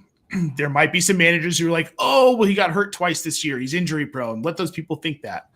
And then get Tank Dell from him at a discount. Get Tank Dell. Yeah. And if you can stack Tank Dell and CJ Stroud, you're going to have one of the best Dynasty stacks that you can possibly have for the next 3 to 4 seasons. I just look at that team just in general. Stroud and Dell, we just talked about. Dalton Schultz, Noah Brown, Nico Collins. I mean, they are set up for success for years to come. And by the way, an extraordinarily winnable division. I mean, you could see, like, I don't want to say a dynasty in the AFC South here, but it's not like Indianapolis looks dominant. It's not like the Titans kind of look like they're a team in flux. And then the Jaguars, they look good, but I think very beatable, as we've seen throughout the season for sure. We are underway here in the Jets Browns game. A big pass over the middle here from Flacco to Elijah Moore with 31 seconds into the game. However, I do believe this is going to be coming back. I think this is going to be offensive pass interference on Elijah Moore. Yes, it will come back, unfortunately. So a repeat of second down. That would have been a big play for Elijah Moore. It was not meant to be. We'll keep you posted on that game going forward. Zay Flowers. Let's talk about this guy. In the 2023 NFL draft, 4 receivers went right in a row. Don't ask me the order. I can't remember it. But I know the 4 receivers were Jackson Smith-Njigba, Quentin Johnston, Zay Flowers, and Jordan Addison. Zay Flowers, to me, during drafting season, really separated himself from those other 3, and he's been separating himself during the season. I love Zay Flowers going forward in dynasty leagues. I love the way that the Ravens are using him. I love the way that Todd Monken is putting him in a position to succeed, and Lamar Jackson's getting him the ball in places he can make plays. There is really not a whole lot to like or to dislike about Zay Flowers going forward, Nate. Where do you stand on Zay Flowers for dynasty purposes? Man, you just know my guys here. Zay Flowers, I'm huge on. Todd Monken, what he did at Georgia, and then what he did in Jameis Winston's 2019 season in Tampa Bay. Just 5,000 yards and 30 touchdowns, no big deal. Slung the ball like a madman. Why wouldn't you be excited about Lamar Jackson in that offense? And conversely, why wouldn't you be excited about the incredibly talented Zay Flowers, who this is where the film part comes in. The numbers they didn't jump off the page from college because he went to Boston College. They're not a prolific offensive passing offense college, right? But if you watch this kid on film, you saw how talented he is, how well he runs routes, how precise he is. He's got good hands, tested well, coaches loved him. He goes to an offense that's saying, well, we're going to stop running the ball for the most part. We're just going to start slinging it. This is someone you need to kick the tires on in your dynasty leagues, in my opinion, and pay what you have to. Yeah, more than kick the tires. Like more than kick the tires. I think aggressively target. Yeah. Aggressively target. Speaking of aggressive targets, 3rd and 15 for the Browns, and Joe Flacco hits David Njoku wide open over the middle for a 35-yard pass play. They are now at about the 36-yard line of the New York Jets after about a 10-yard run for Jerome Ford on first down. Now the Browns have it 1st and 10 inside the Jets' 35-yard line. It's another handoff to Jerome Ford, which is not going anywhere. Looks like a loss of 1 on there. 12 and a half minutes to go in the first quarter. Let's move on here. We just talked about Zay Flowers. I think Tyler Lockett's an interesting guy too, not only for redraft, but for dynasty here. Tyler Lockett has been kind of frustrating from a redraft standpoint because of the rise of Jackson Smith-Njigba, a player that Geno Smith and, quite frankly, Drew Lock has been targeting in the last few games. We know DK Metcalf is doing Metcalf things, and it's sort of like some games that it's a Lockett game, some games it's not. Where do you stand on Tyler Lockett, not only this week, Nate, but in Dynasty going forward as well? So this week, I think it's a good matchup against a Pittsburgh secondary that's banged up. He saw 11 targets last week. He had 17 fantasy points.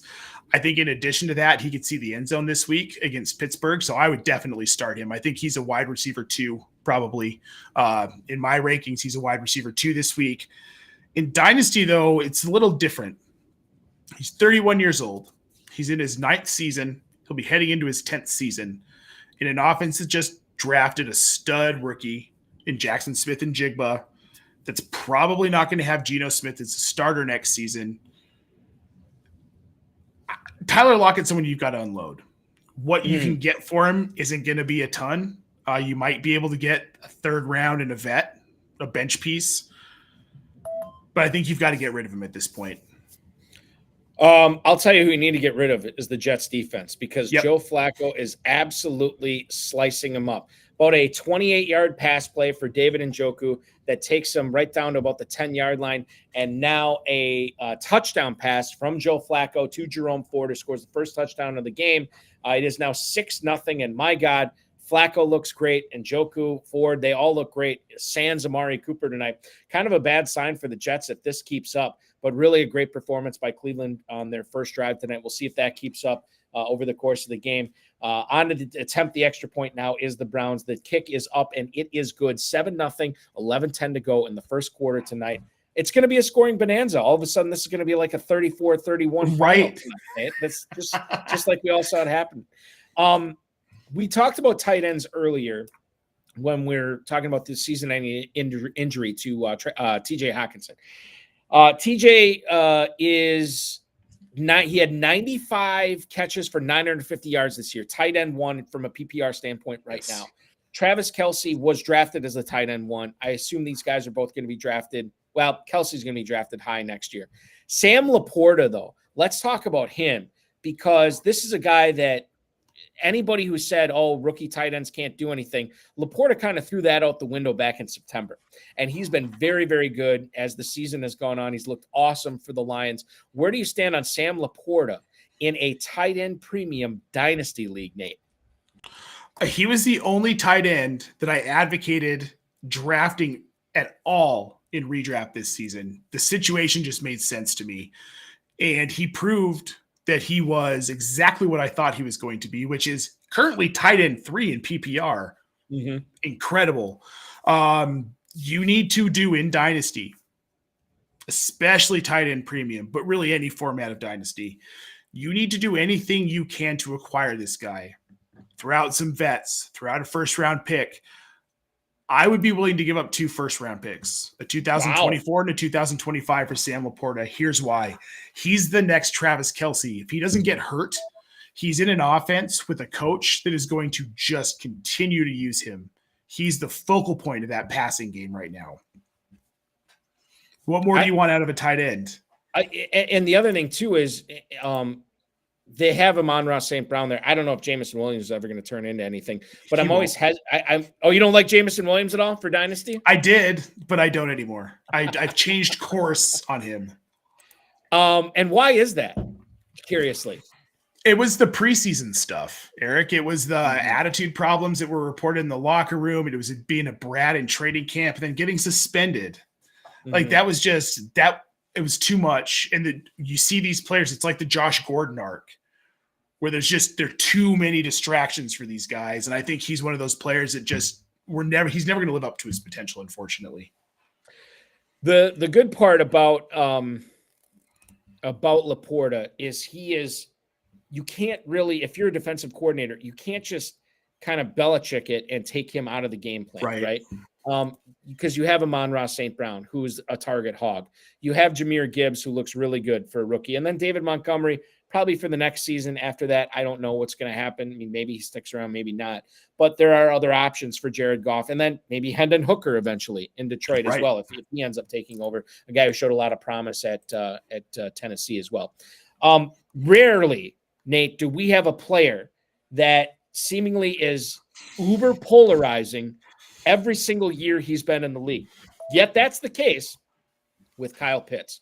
When he came in to the NFL, there was a lot of people that said this is going to be the next great tight end, and they drafted him as such. Yes, I'll raise my hand too because I was one of those guys. But they said he was going to be the next great tight end. They said that this is a guy in tight end premium formats for Dynasty, like 101.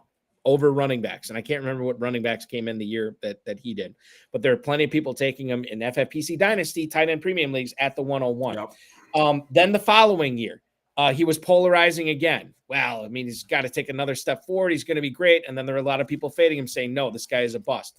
Third year, same thing. Now I'm looking at him this year in 2023 as a guy that you were hoping would bring you to your championship game. And if you are in your championship game, you have dragged Kyle Pitts, Will Smith into Independence Day alien style behind you, right? Like that is how you've gotten into your championship game. He has not gotten you there. Like you have brought him there yourself. And I look at it from the standpoint now of Dynasty. What's the proper thing we should be doing with Kyle Pitts? Because if you have him, you probably aren't willing to take 50 or 60 cents on the dollar for him. If you don't have him, you were right in not having him for these last couple of years. Do you really want to go out and buy him? This is a tricky subject. Where do you stand on Kyle Pitts' dynasty value?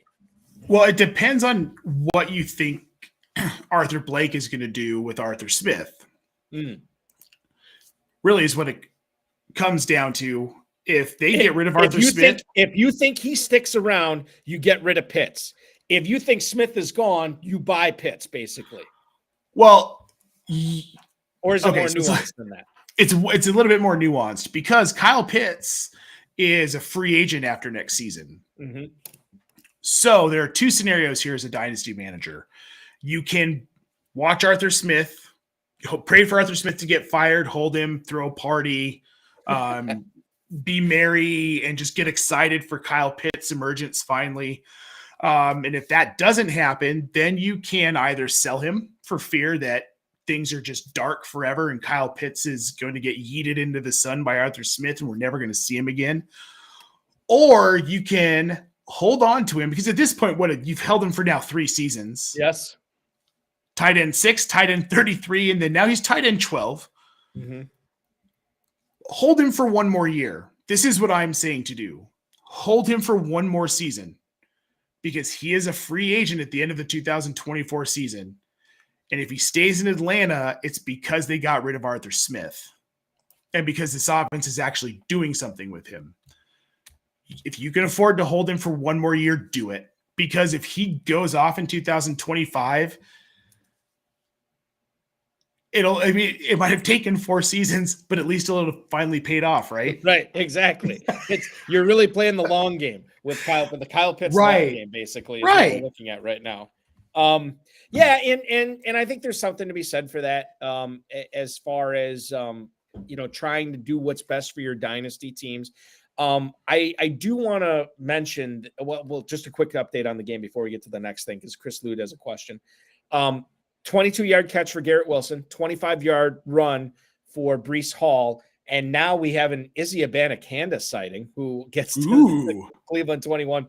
3rd and 5 now for the Jets from the Cleveland 21. They're lining up in shotgun, empty backfield as Simeon drops back to pass, and he does have a crossing Breece Hall over the middle, who's going to take it all the way into the end zone on 3rd and 5 for a touchdown. A touchdown Nifty catch little play from Trevor Simeon. It was a very nifty play. I don't know where the Browns defense was on that. Aaron Rodgers loved it. He's doing a shot of ayahuasca to celebrate. And you see the Jets about to tie this game up. They're an extra point away from tying it up. A scoring bonanza so far after a 21-yard touchdown pass to Breece Hall from Trevor Simeon. Yeah, Chris Lude, by the way, who we're going to answer his question here. He says Kyle Pitts is going to be one of the rare 13th year breakouts, which non-zero chance of it. We'll see. We'll see what happens. The Cordarrelle Patterson arc, am I right? The Cordarrelle Patterson arc times 2, basically, is what we're looking at. He says Chris Lude needs to pick 4 this week, and this is full PPR. You're looking at T. Higgins, Stephon Diggs, Puka Nacua, Rashee Rice, Tyler Lockett, and George Pickens. I'm not going to overthink this here. I'm going to take the first 4 guys on this list. Higgins, Diggs, Nacua, and Rice. Those are the 4 I'd pick. I would sit Lockett and I would sit Pickens, even though I sat Pickens last week and rued the day watching him run past the Bengals defense not once but twice. But I think the smart call is Higgins, Diggs, Nacua, and Rice. What say you, Nate? So I'm going to take the last 4. I'm going Puka, Rashee, Lockett, and Pickens. I'm nervous about T. Higgins, and I'm extra nervous about Stephon Diggs. We saw him do the same thing last season that he's doing this season, where he just basically disappears in the fantasy playoffs. I wouldn't expose yourself to that risk again. If you want to start Higgins, fine. Then I'd plug in Lockett over Diggs, and I'd plug in Pickens over Higgins if you're nervous about it. But I think Puka and Rashee Rice are kind of must starts out of those 4. For sure. Like I can't get away from like Rice has really come on. How many shares of him do you have in Dynasty right now? Not enough. I think I've got 2. Man, that Chiefs wide receiver room just makes you so nervous. And even during the draft, it made me nervous. But he's starting to emerge. The kid's legit. Yeah. And they need somebody legit on the perimeter. They have to, yeah. Especially when you consider it looks like Kelsey maybe lost a half step or maybe a full step this year. They're going to need somebody to really carry. I don't want to carry Kelsey is not the right term, but they're going to need somebody to really do more than just supplement Kelsey. You're going to have to have somebody on the perimeter, and it looks like Rice fits the bill. And we'll see what they do in free agency. Maybe T. Higgins is a Kansas City Chief next year. We'll find out. Let's put no, I'm not going to put a pin in this because I want to ask you about Russell Wilson. He is not going to be starting the last 2 games of the season. This is more a financial move than anything else. The Broncos technically have a chance to get into the playoffs, although it's not looking very likely, even if they win their last 2 games. Look, you're at the epicenter of this. The eye of the storm is Nate Polvogt in Denver, or at least are you in Denver? You're in the Colorado. I'm a suburb of Denver, just outside. I can beat a Mile High Stadium in about 20 minutes. Okay, perfect. Which is about my travel time to Lambeau Field here in Northeast Wisconsin. Russell Wilson, not going to be a Bronco next year, right? What do you do in Superflex Dynasty? What's look into the Polvogt crystal ball? What does it hold for Russell Wilson in 2024? So he's lost a step. My first extended tweet with my Twitter blue, instead of doing a thread here, was last night about Russell Wilson. And this was the gist of it, is that he needs to find a team that's not going to ask him to do a ton. He's 35 years old. He's lost a step or 2.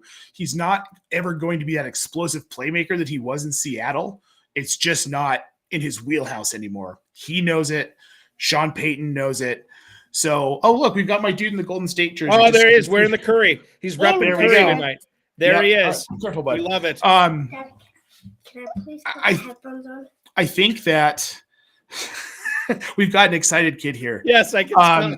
Is he wearing eye black, Nate? Is that he eye is. black? He's a total sports nerd. It's awesome. He's into the Broncos. He's into basketball. He's into baseball. He got a cool Broncos helmet from Santa Claus for Christmas. So, right. And as far as Russell Wilson goes, look, he's going to find somewhere. He's going to find a team. It just has to be someone who doesn't ask him to do a ton, someone that doesn't ask him to be the guy who carries the team. He needs a run-heavy team with good wide receivers, good tight ends, and a good offensive line. Do you know who that sounds like to me? The Seattle Seahawks. Right? What are the chances that Wilson actually makes a return to the Seahawks next year? 0. I couldn't see that happening. There's too much fractured with the franchise. I got it. Okay. Let's do this. Let's step out and take a quick break. When we come back, we're going to get into some lineup advice. Nate's going to help you along with this with players like Devin Singletary, Gerald Everett. We're going to get into. We have not talked about Deontay Johnson. I think he's a compelling situation, or he's in a compelling situation for championship week this week as well. Nate Polvogt from Razzball and Fantasy Pros. I'm Eric Balkman from the FFPC, HSFF, or RotoViz High Stakes Lowdown. This is the High Stakes Fantasy Football Show on the Better Sports Network. Don't go anywhere. We'll be back next with your start sit championship lineup decisions. The NHL games. I had a conversation with Coop A Fiasco yesterday when we were producing High Stakes, and he was talking about playing video games. And I, since he covers fantasy football, I said, "Hey, are you going to be getting the new Madden this year?" And he goes, "Yeah, I don't really play Madden. I play NHL." And that tells you, and it really does, that I do feel that the NHL game is better than Madden. I feel like Madden is overrated. The NHL game is so realistic. I don't know if you guys saw the trailer and all the new additions that they added to this game, but it really looks good. I tried finding all the games that I had of NHL, and I thought I had a lot. I only have 4 of them. And that's because I used to live with my my roommate and good friend who, got me into hockey, and we would play most of it in his house. So he has most of the games, but I do got 21. There you go. I got NHL 18. We got Connor McDavid up there. NHL 12, I think, was the start of the new consoles for me. But the big one, the holy grail of NHL games, NHL 94 for the Sega Genesis right there. Look at that. Look at that beautiful cover. Look at it. Looks like a VHS tape. That's how good this game was. Now, let me stop you right there. So people, VHS tape, if you don't know, it's this like rectangular black plastic with the magnetic tape on the inside. Tape's this big. You put it in something called a VCR. For a little while, there was something called Beta. That didn't last too long. Look at this cartridge. I mean, they're not cartridges anymore. They're either discs or those little memory cards. But man, that thing is thick, right? And you don't even need a cartridge or a disc anymore. You can buy the digital version. And then you got Rhamondre on the book. I mean, he used to be always in the intro telling you about the team and what was going to be happening in the game. So NHL 94 is by far my favorite game, sports game. I love that game. Season going through the playoffs. The FFPC has 2 playoff challenges with either a $100,000 or a massive $500,000 grand prize. All you need to do is pick 12 players at myffpc.com.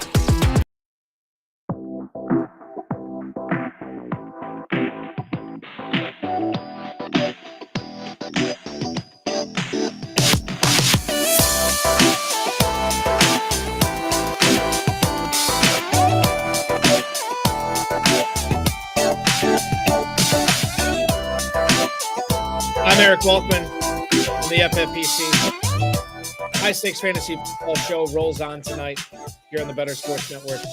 I'm joined by Nate Polvogt from Fantasy Pros and Razzball. I thought we were going to watch a football game tonight, Nate, and all of a sudden a track meet has broken up.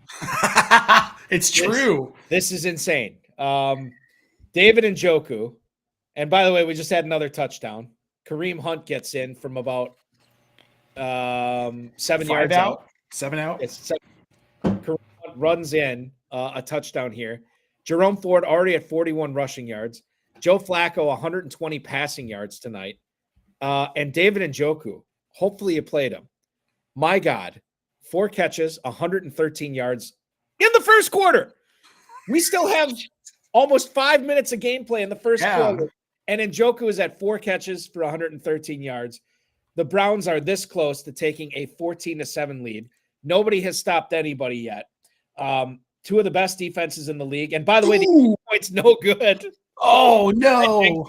Announcer jinx. Riley Patterson, a guy who was just cut by the Lions a couple of weeks ago, now is with the Browns, and he misses the extra point. Still, Browns leading 13-7 with 4:43 to go in the first quarter as we take you through. I always like to say we covered the first quarter. We may not get through it tonight because there's been so much scoring. Want to remind everybody, you can get a Fantasy Alarm All-Pro subscription right now.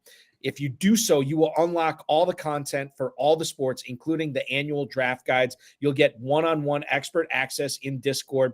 You can sync up your leagues to analyze matchups and trends specific to your league as well. The lineup generator is integrated with Fanjections as well. You'll get daily rankings. You'll get weekly rankings. The value vault and position coaches all on there as well. Check out everything, all the coverage they have on the waiver wire, ownership percentages, projection stats, and tools. You can build better lineups guaranteed. Get access to everything Fantasy Alarm offers all year. Just use promo code LOCK at fantasyalarm.com/lock. That's promo code LOCK, LOCK. It is a lock that Nate Polvogt is going to help you with your Week 17 lineup advice here tonight. Championship week, a lot on the line. I know we've answered a lot of questions already for everybody tonight, but let's get into the minutia here. Something that I think certain people are facing. They've rolled with Tua Tagovailoa most of the year. Maybe they picked up Baker Mayfield. Maybe they drafted Baker Mayfield. And now you have a situation that Tua Tagovailoa is going up north to Baltimore to take on that Ravens defense, and Baker Mayfield gets to stay at home and take on the New Orleans Saints. Who would you be playing this week, Mayfield or Tagovailoa, Nate Polvogt? So when I first saw this question on the show sheet, I thought to myself, well, it's obviously Tua, right? Here's one of those situations where you start doing a little looking and digging, and you look at what Baker Mayfield's done the last 3 weeks. Yeah. Against Atlanta, against Green Bay, against Jacksonville, 24, 37, and 25 points. Mm-hmm. Now you get a New Orleans defense that can't stop anybody. So Tua against Baltimore, who probably won't have Jaylen Waddle. At least it looks like he won't have Waddle. May not have Jaylen Waddle. This might be a game where they might have to run the ball a little bit more than they want to. Tua's last 3 weeks, 9, 14, and 17 fantasy points. Dare I say Baker Mayfield might actually be the smarter start over Tua Tagovailoa this week. And I know that sounds like something you would hear in a bad movie or like in a crappy episode of The League rebooted. But yeah, I think legitimately Baker Mayfield. Andre is totally he'll start Tagovailoa this week, right? Right. Andre and Taco. And Taco, Taco won't even log in to check his roster. That's true. That's a good point. Taco's starting Jake Browning or Nick Mullins. He's not sure. No, he's starting Joe Burrow. He hasn't switched Joe Burrow out. He's still fired, right? I've been starting Aaron Rodgers since week 1. Dang it! But I think this is a Baker Mayfield week. I think the matchup is better. I think the upside, the ceiling for Mayfield is higher than Tua.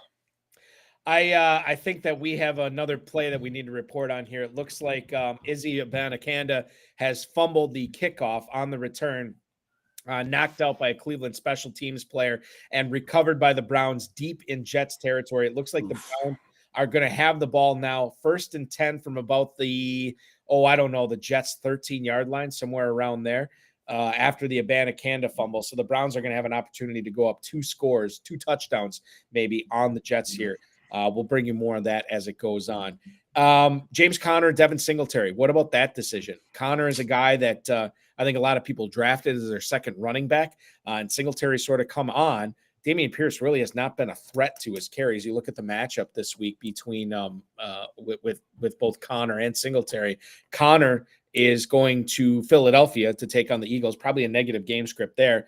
No Kyler Murray. He hasn't been practicing. He's got that illness going on. I think he's still going to play, but maybe at less than 100%. And then Devin Singletary at home against the Titans. And, oh, by the way, CJ Stroud should be back for this game as well, Nate.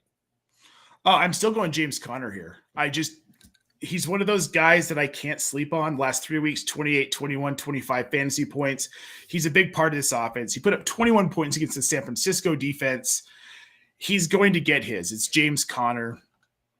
Devin Singletary is just kind of a mid, like sometimes he pops, but you can't really bank on it. And against Tennessee, they're an okay enough defense that I don't think Devin Singletary is going to have a 27-point week. I think we're looking at it like a 6 to 12-point week out of him. So I'd definitely go Connor here. I'm not as sold on Connor as you are. I still think that there's something to be said about that Eagles rush defense. I'm leaning towards Connor. So like if I have to make a choice, it's still Connor for me. But I think it's close. Well, but it could be one of those things where you ask me tomorrow, I might say, no, I like Singletary better now. Very, very close. Receivers this week. I know we talked about the Seahawks a little bit. Jackson Smith-Njigba or Romeo Doubs. Things to consider here. And we'll talk about the Packers side of it. Christian Watson, my guess, is not playing this week. Dontavian Wick still has not practiced this week for the Packers. He sustained that chest injury. Jaden Reed is actually practicing, which is good for Green Bay, maybe not as good for Romeo Doubs. On Smith-Njigba has been Smith-Njigba. I mean, he's catching the little stuff over the middle. Sometimes he turns it into a big play. Other times he doesn't. Full PPR, you don't really care. You're getting that 12, 13 points every week. Like 6 for 60 is new Jackson Smith-Njigba's new nickname, I think, at this point. Doubs or Smith-Njigba? I lean Smith-Njigba here, Nate. I lean Smith-Njigba too. I mean, neither one of these games are going to be a shootout. So there's kind of a cap to what you're going to get here. I don't think you're going to get more than 15 points out of either one of these guys in these games. If you're going between them, though, I think Njigba has the higher ceiling. He's the one who could break that 15-point kind of cap and maybe get to like 18 to 20 points. I don't think Doubs can do it, especially with Jaden Reed being healthy. So it's Njigba for me. Of all the ways for the scoring streak to end tonight, we saw the Browns take the opening kickoff for a touchdown. We saw the Jets return the favor with a touchdown on their opening drive. The Browns then scored again. The Jets fumbled the kickoff, and then the Joe Flacco has the opportunity to get a touchdown in from inside the 15. The Browns go for it on 4th and 4 from the 4-yard line. Incomplete pass to Cedric Tillman in the end zone. It looked like there was a miscommunication between Tillman and Flacco. Browns come up empty as we are coming up on the end of the first quarter. Still 3:23 to go, but the Jets will now take over on their own 6-yard line after just an unbelievable drive. I mean, this is kind of what I expected all night. Yeah. And yet then we see 3 touchdowns, and it radically changes my mind and everything. Crazy stuff going on. They're just out there trying to preserve your under. Eric, they were probably watching the show before the game, before they ran out of the tunnel, and they're like, no, but we like these guys. We want him to win. So we have to let off the gas at this point. And the Browns let off the gas there. Tight ends, Gerald Everett or Chig Okonkwo. Okonkwo, who has had a couple of decent games here down the stretch. Gerald Everett, who could be playing in an offense that will not have Keenan Allen. It will not have Joshua Palmer is dealing with a concussion right now. I don't really see the reason why you would bring Keenan Allen back if you're the Chargers yet this season. And it's going to be Easton Stick throwing the ball as opposed to Justin Herbert. So I think there's a lot of variables at play. There's a lot of moving pieces here. If you could only play one of these tight ends in an FFPC tight end premium league, 1.5-point PPR, Nate, are you going with Everett or are you going with Chig Okonkwo? Okonkwo, by the way, I should mention this. I should mention the matchups here. Okonkwo is going up against the Houston Texans this week in Houston. And then Gerald Everett is at the Mile High City in your neck of the woods taking on the Broncos. So I love Chig. I was high on him coming into the season, drafted maybe a little bit too much of him. But this is a terrible matchup for him. I against Houston, I don't like it. It's a division game. Houston has something to play for. Tennessee doesn't. Versus Gerald Everett, who is going up against a Denver defense that cannot stop tight ends and without a lot of other receiving options. And I know it's Easton Stick, but Easton Stick actually really hasn't been terrible. I think it's Gerald Everett for me. I think his ceiling is tight end like 3 to 5 this week in this matchup, which is ugly. And I don't like saying it, but that's where we are. Right. I'm with you. I think it is Everett. I don't hold either one of these guys in high regard. I don't think either one of them turns it on and, churns out like a 20 or 25 point week. But I will say Everett is my pick here over Okonkwo. All right. I teased this before the break. What about a flex question here? David Montgomery or Deontay Johnson. Now, David Montgomery is sharing the backfield with Jahmyr Gibbs, which you could make the case is actually a good thing for his fantasy value. Sure. David Montgomery is playing Saturday night in Big D, taking on the Cowboys. Deontay Johnson is going to be going to Seattle to battle the Seahawks there. Which way would you go on this, Montgomery or Johnson full PPR? Well, if we would have talked about this, I don't know, like week 8, I probably would have said David Montgomery. And I still like David Montgomery, but I think Deontay Johnson has a higher ceiling this week against Seattle. Their secondary hasn't been great. But I think with Mason Rudolph, we could see an 8 to 10 target game out of Deontay Johnson. However, I do worry about George. I'm not going to overthink this. I could talk myself into a million things. It's Deontay Johnson for me this week. I just think that higher ceiling. We're going to say that. I'm not going to overthink this. I'm not going to screw all of our listeners here. Deontay Johnson. Speaking of screwing over a bunch of people, Trevor Siemian has just thrown a pick 6 to the Cleveland Browns. So despite the Browns not getting in from the 4-yard line, Siemian says, don't worry, I'll escort you into the end zone here. It is a pick 6 interception, 19-7 now. Cleveland on top of New York with 2:01 to go in the first quarter. Big score there from the Browns defense. Extra point incoming from Riley Patterson, I assume, here coming up. So a lot of big plays. It's been crazy. It's been a crazy night. It's going to get crazier too. And hopefully you're going to hang out with me in the Bettorcast. For all the viewers out there, it's going to be a lot of fun watching that game with all the fans in there. And this is a fun game for you to cover for Fantasy Pros. Or is it more taxing? Like when you have all this stuff going on, Nate? I don't mind it. I mean, okay, be clear to cover it. I just have to tweet about it. Oh, the Fantasy Pros. Right. Got it. Which is actually kind of taxing at times. It can be difficult. Thank you. I don't mind it though. I mean, honestly, I'm going to do it anyway. So what's the difference, right? Yeah. Right. I get it. Exactly. 20-7, the Riley Patterson extra point is good. The Browns now up 13 on the New York Jets as they head out for an ad break. We are not doing that yet here. Noah Brown or Tucker Kraft. Let's assume tight end premium scoring here. Noah Brown will be going up in a Texans receiving core that is going to get CJ Stroud back this week, but Nico Collins is healthy. He's still got Dalton Schultz out there as well. Noah Brown's had some pretty big spike weeks.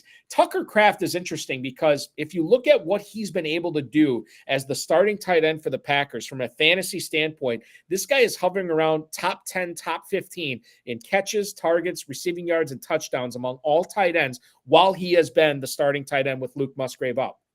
Now, what's interesting is Musgrave, and I didn't see the practice report today. Musgrave practiced for the Packers yesterday. If he comes back, this is a slam dunk. If he's active, I don't see how you can play Tucker Kraft over Noah Brown. You have to go with Noah Brown here. But if Musgrave is inactive and you're looking at Brown or Kraft in a tight end premium league, all of a sudden this becomes more interesting, Nate. So I'm going to pose this question to you. You're an NFL head coach. You're looking at the last 3 weeks of production from Tucker Kraft. Luke Musgrave is healthy. They're both rookies. Are you really going to give more work back to Luke Musgrave when Kraft has played so well? Or are you going to let Kraft ride this week until he shows you he can't do it, and then maybe you give Musgrave more opportunity? Because that's where I'm at with this. I'm worried about Noah Brown. We've got Nico Collins back. No Tank Dell, obviously. But Kraft has seen enough volume where I feel like he could be productive enough to be worth starting over Noah Brown. Like, I feel like maybe the ceiling's a little bit higher. The floor for Kraft is higher than it is for Noah Brown. No argument there. I will say this. If you're playing in the Fantasy Pros Championship round or the FFPC main event, and you do have to eat up a lot of points to try to get up there, I think Noah Brown is your play here, and you just go for broke, right? Now, if you're in the top 10, or top 5 or top 20 or whatever, and you're trying to defend, obviously you want to look at the teams around you, but I think Tucker Kraft becomes more exciting. Well, exciting is the wrong word. More safe because he's been getting into the end zone about every other week, somewhere around that. And he's been getting basically 4 catches for right around 50 or 60 yards every week. So you kind of know what you're getting in Tucker Kraft. Now, if Musgrave comes back, yeah, I think that it becomes more interesting. But to your point, Kraft is running hot. Kraft is not coming off a lacerated internal organ like Luke Musgrave is. And you also have probably no Christian Watson, and it's certainly not looking good for Dontavian Wicks. Maybe they're both viable. Maybe Musgrave and Kraft both have good games because they're going to have to, because the Packers got to move the ball somehow against the Minnesota Vikings. So I think there's something to talk about regarding that as well. Okay. Speaking of that Vikings-Packers game, Ty Chandler talked about this a little. I think did we talk about Ty Chandler? We did talk about Ty Chandler. Okay. All right. Now, if you're in, again, tight end premium league, 1.5 per catch for tight ends, you can only play one of these guys in your flex. Do you go with Ty Chandler or do you go with Dalton Schultz this week? Chandler obviously taking on the Packers at home. Dalton Schultz taking on the Tennessee Titans at home. I'm going Schultz here. This is a division game. I like Dalton Schultz as an overall tight end. He's been such a great safety valve for Stroud, who is back, and he had 20 points against the Cleveland defense. It's been really good against tight ends last week. Tennessee, not so much. Mm-hmm. I'm going Schultz here. I like Ty Chandler, but I have questions about what's this Minnesota offense going to be with Jaren Hall. Are they going to be able to move the ball at all? Our defense is going to be able to focus more on Ty Chandler and kind of neutralize his effect, whereas Dalton Schultz is just Dalton Schultz. So I'd go Schultz, especially in tight end premium. Like, you have to go Schultz in tight end premium. You know, and I think the other thing to keep in mind, and I mentioned this in the first hour, the Packers have been very good at one half of defense, right? Like, they'll be able to slow your roll on rushing or passing, but they can't do both. And I could very easily see, given that this is a Minnesota team that struggled to run the ball over the course of the season, and Justin Jefferson with no Jair Alexander out there, this could be a massive game for Jefferson. Or KJ Osborne, by the way, who had 8 catches for 99 yards the last time these two teams play. And Addison could be healthy as well. Maybe this is a passing, like maybe it's not, like maybe it's a rushing game, but like it's weird, like the balance between the two. It could go either way. I still think that Schultz might be the safer play. I don't really see Chandler going for famous last words. I don't see him going for like 160 yards and 3 touchdowns. But Dalton Schultz, I mean, how many times has he put up double-digit catches and 100-plus receiving yards this year and still getting into the end zone? We've seen that multiple times. Right. So I think there's something to be said for that. We're fast running out of time. Nate Polvogt on Twitter, NatePolvogt. I should have been spelling that throughout the broadcast tonight. Fantasy Pros analyst, as well as Dynasty expert for Razzball. Give us what do we need to plug? Where can we find more of your content? So definitely make sure, if you're interested in any sort of rookie content, at FF Dino Diehards, we are going to be going hard at the Senior Bowl. We've got a lot going on. 6 boots on the ground, 3 people on the ground doing lots of rookie content interviews. Find us there. You can find my writing on Fantasy Pros all off season. I'm all over the place, mostly on Twitter. Right, exactly. And a shout out to did he now need to does your son have a Broncos jersey on now too? Yeah, it's got a Russ Wilson. Russ Wilson? Okay, fantastic. Yeah, there we go. I love it. Nate, thank you. And he's all dudded out tonight. He is dudded out. That's right. And we finally get a punt in the game, for God's sake. I didn't think it was possible, but it's happening right now. The Jets are punting. This will probably be the final play of the first quarter. The Browns on top of the New York Jets 20-7. That is going to complete our show tonight. Want to thank Nate. I want to thank Sean Engel, our producer. Next Thursday night, 7:00. Billy Musio from Player Profiler will be my guest co-host. Check out the FFPC to play not only the weekly challenge, but the playoff challenge as well. MYFFPC.com is where to go for that. The best of the Better Sports Network is up next. Enjoy the rest of the game tonight, and I'll see you in the Bettorcast. Thanks for watching. We'll see you next week.